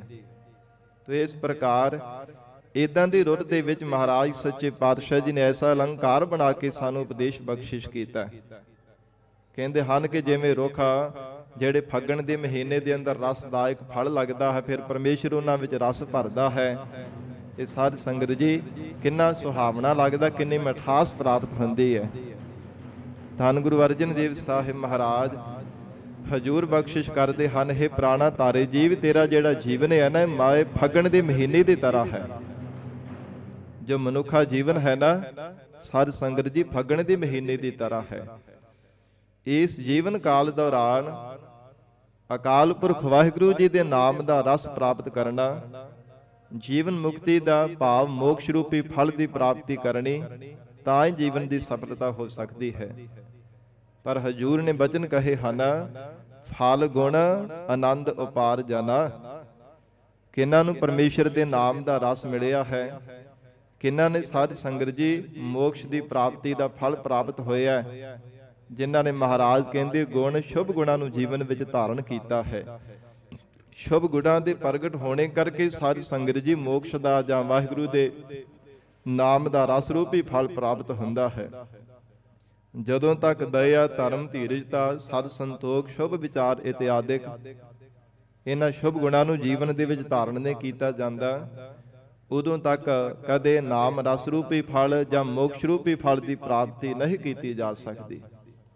ਤੋ ਹਜੂਰ ਕਹਿੰਦੇ ਜਿਨ੍ਹਾਂ ਨੇ ਸਾਧ ਸੰਗਤ ਜੀ ਫਲ ਪ੍ਰਾਪਤ ਕੀਤਾ ਹੈ, ਫਲ ਗੁਣ ਆਨੰਦ ਉਪਾਰ ਜਾਣਾ, ਉਹਨਾਂ ਦੇ ਹਿਰਦੇ ਅੰਦਰ ਵਾਹਿਗੁਰੂ ਨੇ ਆਨੰਦ ਪੈਦਾ ਕੀਤਾ ਹੈ। ਇੱਕ ਰਸ ਉਹਨਾਂ ਨੂੰ ਪਰਮੇਸ਼ਰ ਦੀ ਪ੍ਰਾਪਤੀ ਦਾ ਆਨੰਦ ਮਿਲਿਆ ਹੈ। ਹਰ ਸੱਜਣ ਪ੍ਰਗਟ ਆਏ। ਕੈਸਾ ਆਨੰਦ ਮਿਲਿਆ ਹੈ। ਹਰੀ ਅਕਾਲ ਪੁਰਖ ਵਾਹਿਗੁਰੂ ਸੱਚਾ ਸੱਜਣ ਉਹਨਾਂ ਦੇ ਹਿਰਦੇ ਵਿੱਚ ਆ ਕੇ ਪ੍ਰਗਟ ਹੋ ਗਿਆ ਹੈ। ਜਿਹੜਾ ਹਰ ਸਮੇਂ ਗੁਪਤ ਰੂਪ ਦੇ ਵਿੱਚ ਵਰਤਦਾ ਸੀ, ਉਹ ਪ੍ਰਮਾਤਮਾ ਪ੍ਰਤੱਖ ਪ੍ਰਗਟ ਹੋ ਕੇ ਦੀਦਾਰ ਬਖਸ਼ਿਸ਼ ਕਰਦਾ ਹੈ। ਵਾਹਿਗੁਰੂ ਉਹਨਾਂ ਗੁਰਮੁਖਾਂ ਦੇ ਹਿਰਦੇ ਅੰਦਰ ਸਾਖਸ਼ਾਤ ਰੂਪ ਹੋ ਕਰਕੇ ਦੀਦਾਰ ਦਿੰਦਾ ਹੈ। ਪਰਮੇਸ਼ਰ ਆਪ ਮਹਾਰਾਜ ਕਹਿੰਦੇ ਉਹਨਾਂ ਦੇ ਹਿਰਦੇ ਵਿੱਚ ਪ੍ਰਗਟ ਹੋ ਗਿਆ, ਜਿਨ੍ਹਾਂ ਨੇ ਸ਼ੁਭ ਗੁਣਾਂ ਦੇ ਧਾਰਨੀ ਬਣ ਕੇ ਵਾਹਿਗੁਰੂ ਦਾ ਨਾਮ ਰਸ ਪ੍ਰਾਪਤ ਕਰ ਲਿਆ ਹੈ। ਸੰਤ ਸਹਾਈ RAM ਕੇ। ਤੇ ਮਹਾਰਾਜ ਸਾਹਿਬ ਜੀ ਦੇ ਚਰਨਾਂ ਵਿੱਚ ਸਿੱਖਾਂ ਨੇ ਬੇਨਤੀ ਕੀਤੀ, ਗਰੀਬ ਨਵਾਜ ਸਤਿਗੁਰੂ ਜੀ, ਇਹ ਸ਼ੁਭ ਗੁਣ ਪ੍ਰਾਪਤ ਕਿੱਥੋਂ ਹੁੰਦੇ ਐ? ਮਹਾਰਾਜ ਹਜੂਰ ਕਹਿੰਦੇ ਹਨ ਕਿ ਬੰਦਗੀ ਕਰਨ ਵਾਲੀ ਸਤਿਪੁਰਸ਼ਾਂ ਦੀ ਸੰਗਤ ਕਰਨੇ ਕਰਕੇ ਚੰਗੇ ਗੁਣਾਂ ਦੀ ਪ੍ਰਾਪਤੀ ਹੁੰਦੀ ਹੈ, ਔਰ ਸਤ ਸੰਗਤ ਵਿੱਚ ਜੁੜਨੇ ਕਰਕੇ ਸ਼ੁਭ ਗੁਣ ਪ੍ਰਾਪਤ ਹੁੰਦੇ। ਸ਼ੁਭ ਗੁਣਾ ਕਰਕੇ ਸਤ ਸੰਗਤ ਜੀ ਪਰਮੇਸ਼ਰ ਦੇ ਨਾਲ ਮਿਲਿਆ ਜਾਂਦਾ ਹੈ। ਮਹਾਰਾਜ ਕਹਿੰਦੇ ਪਰਮੇਸ਼ਰ ਦੇ ਪਿਆਰੇ ਸੰਤ ਮਹਾਪੁਰਖ ਉਹ ਸਹਾਇਕ ਬਣਦੇ ਐ ਪਰਮੇਸ਼ਰ ਦੇ ਨਾਲ ਮਿਲਾਉਣ ਦੇ ਲਈ। ਸੰਤ ਸਹਾਈ RAM ਕੇ ਔਰ ਰਮੇ ਹੋ ਰਮੰਤੀ ਅਕਾਲ ਪੁਰਖ ਵਾਹਿਗੁਰੂ ਪਰਮੇਸ਼ਰ ਦੇ ਨਾਲ ਮਿਲਾਉਣ ਦੇ ਸਹਾਇਕ ਬਣਦੇ ਹਨ। ਜਿਵੇਂ ਸਾਧ ਸੰਗਤ ਜੀ ਪੂਰੇ ਸਤਿਗੁਰੂ ਜੀ ਪਰਮੇਸ਼ਰ ਦੇ ਨਾਲ ਮਿਲਾਉਣ ਦੇ ਸਹਾਇਕ ਹੈ, ਔਰ ਬੰਦਗੀ ਕਰਨ ਵਾਲੇ ਸਤਿਪੁਰਸ਼ ਪੂਰੇ ਸਤਿਗੁਰਾਂ ਦੇ ਨਾਲ ਮਿਲਾਉਣ ਦੇ ਸਹਾਇਕ ਹਨ। ਮਹਾਰਾਜ ਸੱਚੇ ਪਾਤਸ਼ਾਹ ਵਿਛੜੇ ਹੋਏ ਜੀਵ ਨੂੰ ਪਰਮਾਤਮਾ ਦੇ ਨਾਲ ਮਿਲਾਉਂਦੇ ਐ। ਤੋ ਇਸ ਲਈ ਹਜੂਰ ਨੇ ਉਚਾਰਨ ਕੀਤਾ ਹੈ, ਸੰਤ ਸਹਾਈ RAM ਕੇ। ਹੇ ਗੁਰਸਿੱਖ, ਅਕਾਲ ਪੁਰਖ ਵਾਹਿਗੁਰੂ ਦੇ ਪਿਆਰੇ ਸਹਾਇਕ ਬਣਦੇ ਆ ਪਰਮੇਸ਼ਰ ਦੇ ਨਾਲ ਮਿਲਾਉਣ ਲਈ। ਕਰ ਕਿਰਪਾ ਦੀਆ ਮਿਲਾਏ। ਜਿਨ੍ਹਾਂ ਤੇ ਕਿਰਪਾ ਕਰ ਦਿੱਤੀ ਹੈ ਨਾ, ਜਿਨ੍ਹਾਂ ਤੇ ਸਤਿਪੁਰਸ਼ਾਂ ਦੀ ਬਖਸ਼ਿਸ਼ ਹੋ ਗਈ ਹੈ, ਉਹਨਾਂ ਨੇ ਸੋਤੇ ਸੇਧੀ ਮਹਾਰਾਜ ਕਹਿੰਦੇ ਪ੍ਰਮਾਤਮਾ ਦੇ ਨਾਲ ਮਿਲਾ ਦਿੱਤਾ ਹੈ। ਕਰ ਕਿਰਪਾ ਦੀਆ ਮਿਲਾਏ, ਅਥਵਾ ਸਤਿਪੁਰਸ਼ਾਂ ਨੇ ਪਰ ਉਪਕਾਰੀ ਮਹਾਪੁਰਖਾਂ ਨੇ ਜਿਨ੍ਹਾਂ ਵਿਛੜਿਆ ਹੋਇਆ ਬੇਮੁਖ ਹੋਇਆ ਜੀਵਾਂ ਤੇ ਕਿਰਪਾ ਕਰ ਦਿੱਤੀ, ਉਹਨਾਂ ਵਿਛੜਿਆ ਹੋਇਆਂ ਨੂੰ ਵੀ ਪੂਰੇ ਸਤਿਗੁਰੂ ਜੀ ਦਾ ਨਾਲ ਮਿਲਾਪ ਕਰਾ ਦਿੱਤਾ ਹੈ। ਕਈ ਵਾਰ ਜੀਵ ਕਰਮਾਂ ਕਰਕੇ ਕੋਈ ਕਰਮ ਐਸਾ ਜੀਵਨ ਦੇ ਵਿੱਚ ਅੱਗੇ ਆ ਜਾਂਦਾ ਹੈ, ਸਤਿਗੁਰੂ ਜੀ ਤੋਂ ਬੇਮੁਖ ਹੋ ਜਾਂਦਾ ਹੈ। ਜਿਵੇਂ ਭਾਈ ਸੱਤਾ ਤੇ ਭਾਈ ਬਲਵੰਡਾ ਜੀ ਬੇਮੁਖ ਹੋ ਗਏ ਸਨ, ਗੁਰੂ ਘਰ ਦੀ ਨਿੰਦਿਆ ਕੀਤੀ ਹੈ ਵੱਡੇ ਸਤਿਗੁਰਾਂ ਦੀ, ਤੇ ਸਾਧ ਸੰਗਤ ਜੀ ਗੁਰੂ ਘਰ ਦੇ ਵਿੱਚ ਉਹਨਾਂ ਨੂੰ ਛੇਕ ਦਿੱਤਾ ਗਿਆ ਹੈ। ਸਰੀਰ ਦੇ ਵਿੱਚੋਂ ਪਾਕ ਵਗਦੀ ਹੈ। ਮਹਾਰਾਜ ਸੱਚੇ ਪਾਤਸ਼ਾਹ ਧੰਨ ਗੁਰੂ ਅਰਜਨ ਦੇਵ ਸਾਹਿਬ ਮਹਾਰਾਜ ਸਾਹਿਬ ਜੀ ਤੋਂ ਬੇਮੁਖ ਹੋ ਗਏ ਸਨ। ਸਾਧ ਸੰਗਤ ਜੀ ਸਰੀਰ ਜਿਹੜਾ ਸੀ ਨਾ ਫਿੱਟ ਜਾਣਾ ਕੀਤਾ, ਕੋੜ ਦੀ ਤਰ੍ਹਾਂ ਸਰੀਰ ਦੇ ਵਿੱਚੋਂ ਪਾਕ ਵਗਦੀ, ਤੇ ਹਜੂਰ ਨੇ ਵਚਨ ਕੀਤਾ ਸੀਗਾ ਵੱਡੇ ਸਤਿਗੁਰਾਂ ਦੀ ਨਿੰਦਿਆ ਕਰਨ ਵਾਲਿਆਂ ਨੂੰ, ਜਿਹੜਾ ਕੋਈ ਬਖਸ਼ਾਉਣ ਵਾਸਤੇ ਆਵੇਗਾ ਨਾ ਉਹਦਾ ਮੂੰਹ ਕਾਲਾ ਕੀਤਾ ਜਾਵੇਗਾ। ਪਰਲੋਕ ਦੇ ਵਿੱਚ ਵੀ ਮਹਾਰਾਜ ਕਹਿੰਦੇ ਉਹਦਾ ਮੁਖ ਕਾਲਾ ਕਰਾਂਗੇ। ਤੇ ਡਰਦਾ ਕੋਈ ਇਹਨਾਂ ਦੀ ਫਰਿਆਦ ਵੀ ਨਹੀਂ ਸੀਗਾ ਕਰਦਾ। ਪਹਿਲਾਂ ਭਾਵੇਂ ਗੁਰੂ ਘਰ ਦੇ ਕੀਰਤਨੀ ਹੋਣੇ ਕਰਕੇ ਬੜਾ ਸਿੱਖ ਸੰਗਤਾਂ ਇਹਨਾਂ ਦਾ ਸਤਿਕਾਰ ਸਨਮਾਨ ਕਰਦੀਆਂ, ਪਰ ਮਹਾਰਾਜ ਸੱਚੇ ਪਾਤਸ਼ਾਹ ਦੇ ਐਸੇ ਬਚਨ ਸੁਣ ਕਰਕੇ ਕੋਈ ਇਹਨਾਂ ਦੀ ਬਾਹ ਨਹੀਂ ਸੀ ਫੜਦਾ। ਲਾਹੌਰ ਦੇ ਵਿੱਚ ਭਾਈ ਲੱਧਾ ਜੀ ਪਰਉਪਕਾਰੀ ਮਹਾਪੁਰਖ, ਉਹਨਾਂ ਦੇ ਬਾਬਤ ਜਦੋਂ ਸੁਣਿਆ ਉਹਨਾਂ ਦੇ ਦਹਲੀਜ਼ ਤੇ ਜਾ ਕਰਕੇ ਬੈਠ ਗਏ ਨੇ, ਤੇ ਉਹਨਾਂ ਵੀ ਦੇਖ ਕਰਕੇ ਸਾਧ ਸੰਗਤ ਜੀ ਦਰਵਾਜ਼ਾ ਬੰਦ ਕਰ ਲਿਆ। ਫਿਰ ਕਹਿੰਦੇ ਇੱਥੇ ਆਪਾਂ ਪ੍ਰਾਣ ਤਿਆਗ ਦੇਵਾਂਗੇ ਜੇ ਸਾਡੀ ਨਾ ਫਰਿਆਦ ਕੀਤੀ ਮਹਾਰਾਜ ਸਾਹਿਬ ਜੀ ਤੋਂ, ਨਾ ਸਾਨੂੰ ਬਖਸ਼ਾਇਆ। ਤੁਹਾਡੇ ਤੋਂ ਬਿਨਾਂ ਕੌਣ ਹੈ ਪਰਉਪਕਾਰ ਕਰਨ ਵਾਲਾ? ਤੁਹਾਡਾ ਨਾਮ ਹੀ ਭਾਈ ਲੱਧਾ ਪਰਉਪਕਾਰੀ ਹੈ। ਮਹਾਰਾਜ ਸਤਿਗੁਰੂ ਸੱਚੇ ਪਾਤਸ਼ਾਹ ਦੇ ਨਾਲ ਆਪ ਜੀ ਮਿਲਾਉਣ ਵਾਲੇ, ਕਿਰਪਾ ਕਰਕੇ ਸਾਨੂੰ ਬਖਸ਼ਾ ਦਿਓ। ਸਾਧ ਸੰਗਤ ਜੀ ਮਹਾਪੁਰਖ ਭਾਈ ਲੱਧਾ ਜੀ ਪਰਉਪਕਾਰ ਸੁਭਾਅ ਵਾਲੇ, ਆਪ ਹੀ ਉਹਨਾਂ ਨੇ ਆਪਣਾ ਮੁਖ ਪਹਿਲਾਂ ਕਾਲਾ ਕਰ ਲਿਆ ਤੇ ਗਧੇ ਦੇ ਉੱਪਰ ਸਵਾਰ ਹੋ ਕਰਕੇ ਆਏ ਹੈ। ਅੰਤਰਜਾਮੀ ਮਹਾਰਾਜ ਸਾਹਿਬ ਜੀ ਸਿੱਖਾਂ ਨੂੰ ਪੁੱਛਦੇ, ਕੌਣ ਹੈ ਜਿਹਨੇ ਆਪਣਾ ਮੁਖ ਕਾਲਾ ਕੀਤਾ ਹੋਇਆ? ਸਿੱਖ ਦੱਸਦੇ, ਮਹਾਰਾਜ ਭਾਈ ਲੱਧਾ ਆਪ ਜੀ ਦਾ ਪਿਆਰਾ ਗੁਰਸਿੱਖ ਪਰਉਪਕਾਰੀ ਸਿੱਖ ਹੈ। ਸਤਿਗੁਰੂ ਜੀ ਆਪ ਕੋਲ ਆਏ ਨੇ, ਹਜੂਰ ਨੇ ਪੱਲੇ ਦੇ ਨਾਲ ਆਪ ਚਿਹਰਾ ਸਾਫ਼ ਕੀਤਾ, ਕਹਿਣ ਲੱਗੇ ਭਾਈ ਲੱਧਾ ਇਹ ਤੂੰ ਕੀ ਕੀਤਾ? ਮਹਾਰਾਜ ਆਪ ਜੀ ਦਾ ਹੁਕਮ ਸੀ ਨਾ, ਆਪ ਜੀ ਨੇ ਮਹਾਰਾਜ ਹੁਕਮ ਕੀਤਾ ਸੀ ਜਿਹੜਾ ਇਹਨਾਂ ਨੂੰ ਬਖਸ਼ਾਉਣ ਦੇ ਵਾਸਤੇ ਇਹਨਾਂ ਦੀ ਫਰਿਆਦ ਲੈ ਕਰਕੇ ਆਵੇਗਾ ਉਹਦਾ ਮੁਖ ਕਾਲਾ ਕੀਤਾ ਜਾਵੇਗਾ। ਮਹਾਰਾਜ ਮੈਂ ਪਹਿਲਾਂ ਹੀ ਆਪ ਜੀ ਦਾ ਬਚਨ ਪਾਲ ਲਿਆ, ਕਿਰਪਾ ਕਰੋ ਇਹਨਾਂ ਨੂੰ ਬਖਸ਼ ਲਓ। ਤੇ ਹਜੂਰ ਕਹਿੰਦੇ ਭਾਈ ਲੱਧਾ ਤੂੰ ਉਵੇਂ ਬਚਨ ਕਰ ਦਿੰਦਾ ਸੀ, ਤੇਰਾ ਬਚਨ ਨਹੀਂ ਸੀਗਾ ਮੋੜਨਾ। ਮੁਖ ਕਿਉ ਆਪਣਾ ਕਾਲਾ ਕੀਤਾ। ਮਹਾਰਾਜ ਆਪ ਜੀ ਦੇ ਬਚਨਾਂ ਦੀ ਪਾਲਣਾ ਕੀਤੀ ਸੀ। ਤੇ ਜਦੋਂ ਗਰੀਬ ਨਿਵਾਜ ਸਤਿਗੁਰੂ ਜੀ ਨੇ ਬਚਨ ਕੀਤਾ, ਉਸ ਸਮੇਂ ਸਾਧ ਸੰਗਤ ਜੀ ਭਾਈ ਸੱਤਾ ਤੇ ਭਾਈ ਬਲਵੰਡਾ ਜੀ ਨੂੰ ਬਖਸ਼ ਲੈਣਾ ਕੀਤਾ ਹੈ। ਫਿਰ ਤਿਨਾਂ ਨੇ ਆਪਣੀ ਰਸਨਾ ਤੋਂ ਉਚਾਰਨ ਕੀਤਾ ਹੈ। ਭਾਈ ਸੱਤਾ ਤੇ ਭਾਈ ਬਲਵੰਡ ਜੀ ਦੀ ਵਾਰ ਹੈ ਨਾ ਗੁਰਬਾਣੀ ਦੇ ਅੰਦਰ। ਗਰੀਬ ਨਿਵਾਜ ਸਤਿਗੁਰੂ ਜੀ ਦੀ ਮਹਿਮਾ ਗਾਈ ਹੈ, ਤਾਂ ਫਿਰ ਸਾਧ ਸੰਗਤ ਜੀ ਬਖਸ਼ੇ ਗਏ ਸਨ। ਕੱਲਾ ਬਖਸ਼ਿਆ ਨਹੀਂ, ਰਹਿੰਦੀ ਦੁਨੀਆ ਤੱਕ ਉਹਨਾਂ ਦਾ ਪੂਜਨ ਹੋਵੇਗਾ। ਰਸਨਾ ਤੋਂ ਉਚਾਰਨ ਕੀਤੀ ਹੋਈ ਪਵਿੱਤਰ ਵਾਰ ਗੁਰੂ ਸਰੂਪ ਹੈ। ਮਹਾਰਾਜ ਸੱਚੇ ਪਾਤਸ਼ਾਹ ਜੀ ਨੇ ਐਸੀ ਬਖਸ਼ਿਸ਼ ਕੀਤੀ ਹੈ, ਸਾਧ ਸੰਗਤ ਜੀ ਰਹਿੰਦੀ ਦੁਨੀਆ ਤੱਕ ਉਹਨਾਂ ਦੇ ਸੀਸ ਦੇ ਉੱਪਰ ਜਸ ਰੂਪੀ ਛਤਰ ਝੁੱਲਦਾ ਰਹੇਗਾ। ਤੋ ਮਹਾਰਾਜ ਕਹਿੰਦੇ ਹਨ, ਪਰਮੇਸ਼ਰ ਦੇ ਪਿਆਰੇ ਵਿਛੜਿਆ ਹੋਇਆਂ ਨੂੰ ਮਿਲਾ ਦਿੰਦੇ, ਕਰ ਕਿਰਪਾ ਦੀਆ ਮਿਲਾਏ। ਜਿਨ੍ਹਾਂ ਤੇ ਕਿਰਪਾ ਕਰ ਦਿੰਦੇ ਆ, ਛਿਨ ਮਾਤਰ ਸਮੇਂ ਵਿੱਚ ਹੀ ਮਹਾਰਾਜ ਕਹਿੰਦੇ ਵਿਛੜਿਆ ਹੋਇਆ ਬੇਮੁਖ ਹੋਇਆ ਨੂੰ ਮਿਲਾ ਦਿੰਦੇ ਹਨ। ਸੇਜ ਸੁਹਾਵੀ ਸਰਬ ਸੁਖ। ਤੋ ਹਜੂਰ ਕਹਿੰਦੇ ਹਨ, ਉਹਨਾਂ ਜੋ ਮਹਾਤਮਾ ਰੂਪ ਸਖੀਆਂ ਦੀ ਸ਼ਰਧਾ ਰੂਪ ਸੇਜਾ, ਹਿਰਦਾ ਰੂਪੀ ਸੇਜਾ ਜਿਹੜੀ ਹੈ ਸੁਹਾਵੀ ਸ਼ੋਭਨੀਕ ਹੋ ਗਈ ਹੈ। ਫਿਰ ਸਦੀਵੀ ਸੁਖ, ਸਾਰੇ ਸੁਖ ਪਰਮੇਸ਼ਰ ਨੇ ਉਹਨਾਂ ਨੂੰ ਬਖਸ਼ੇ ਹਨ। ਹੁਣ ਦੁੱਖਾ ਨਾਹੀ ਜਾਏ। ਹੁਣ ਤਾਂ ਦੁੱਖਾਂ ਦੇ ਵਾਸਤੇ ਕੋਈ ਜਗ੍ਹਾ ਬਚੀ ਨਹੀਂ ਹੈ। ਦੁੱਖ ਕਿੱਥੇ ਆ ਕਰਕੇ ਪ੍ਰਵੇਸ਼ ਹੋਣਗੇ? ਜੇ ਸੁਖ ਸਰੂਪ ਪਰਮਾਤਮਾ ਨੇ ਆ ਕੇ ਹਿਰਦੇ ਰੂਪ ਘਰ ਤੇ ਆਪਣਾ ਨਿਵਾਸ ਕਰ ਲਿਆ, ਹਿਰਦੇ ਰੂਪ ਸੇਜਾ ਤੇ ਪਰਮਾਤਮਾ ਸਾਖਸ਼ਾਤ ਹੋ ਗਿਆ, ਉੱਥੇ ਮਹਾਰਾਜ ਕਹਿੰਦੇ ਦੁੱਖਾਂ ਨੂੰ ਕਿਹੜੀ ਜਗ੍ਹਾ ਹੈ। ਹੁਣ ਤਾਂ ਦੁੱਖ ਨਾਹੀ, ਸਭ ਸੁਖ ਹੀ ਹੈ ਰੇ, ਇੱਕ ਹੈ ਇੱਕ ਹੀ ਨਿਤ ਹੈ। ਹੁਣ ਕੋਈ ਦੁੱਖ ਨਹੀਂ। ਮਹਾਰਾਜ ਕਹਿੰਦੇ ਕੇਵਲ ਵਾਹਿਗੁਰੂ ਦੇ ਸਰੂਪ ਦਾ ਸੁਖ ਹੈ। ਇਛ ਪੁੰਨੀ ਵਡ ਭਾਗਣੀ। ਵੱਡਿਆਂ ਭਾਗਾਂ ਵਾਲੇ ਜੀਵ ਰੂਪ ਸਗੇ ਦੀ ਇੱਛਾ ਪੂਰੀ ਹੋ ਗਈ, ਜੋ ਪਰਮੇਸ਼ਰ ਦੇ ਨਾਲ ਪਤੀ ਪਰਮਾਤਮਾ ਦੇ ਨਾਲ ਮਿਲਣੇ ਦੀ ਇੱਛਾ ਸੀ। ਮਹਾਰਾਜ ਸੱਚੇ ਪਾਤਸ਼ਾਹ ਜੀ ਨੇ ਐਸੀ ਕਿਰਪਾ ਕੀਤੀ ਹੈ, ਮਨ ਦੀ ਇੱਛਾ ਪੂਰੀ ਕਰ ਦਿੱਤੀ ਹੈ। ਵਰ ਪਾਇਆ ਹਰ ਰਾਏ। ਹਰੀ ਅਕਾਲ ਪੁਰਖ ਵਾਹਿਗੁਰੂ ਜੀ ਦੇ ਸਰੂਪ ਰੂਪੀ ਵਰ ਨੂੰ ਪ੍ਰਾਪਤ ਕਰ ਲਿਆ। ਵਰ ਪਾਇਆ, ਮਹਾਰਾਜ ਸੱਚੇ ਪਾਤਸ਼ਾਹ ਕਹਿੰਦੇ ਪ੍ਰਮਾਤਮਾ ਦਾ ਸਰੂਪ ਰੂਪੀ ਵਰ ਪਾ ਲਿਆ। ਪਤੀ ਰੂਪ ਦੇ ਵਿੱਚ ਪਰਮੇਸ਼ਰ ਨੂੰ ਪ੍ਰਾਪਤ ਕਰ ਲਿਆ। ਕਿੱਦਾਂ ਦਾ ਵਰ ਪਾਇਆ? ਨਾ ਕਦੇ ਮਰੈ ਨਾ ਜਾਇਆ, ਨਾ ਕਿਤੇ ਜਾਣ ਵਾਲਾ, ਨਾ ਕਦੇ ਮਰਨ ਵਾਲਾ।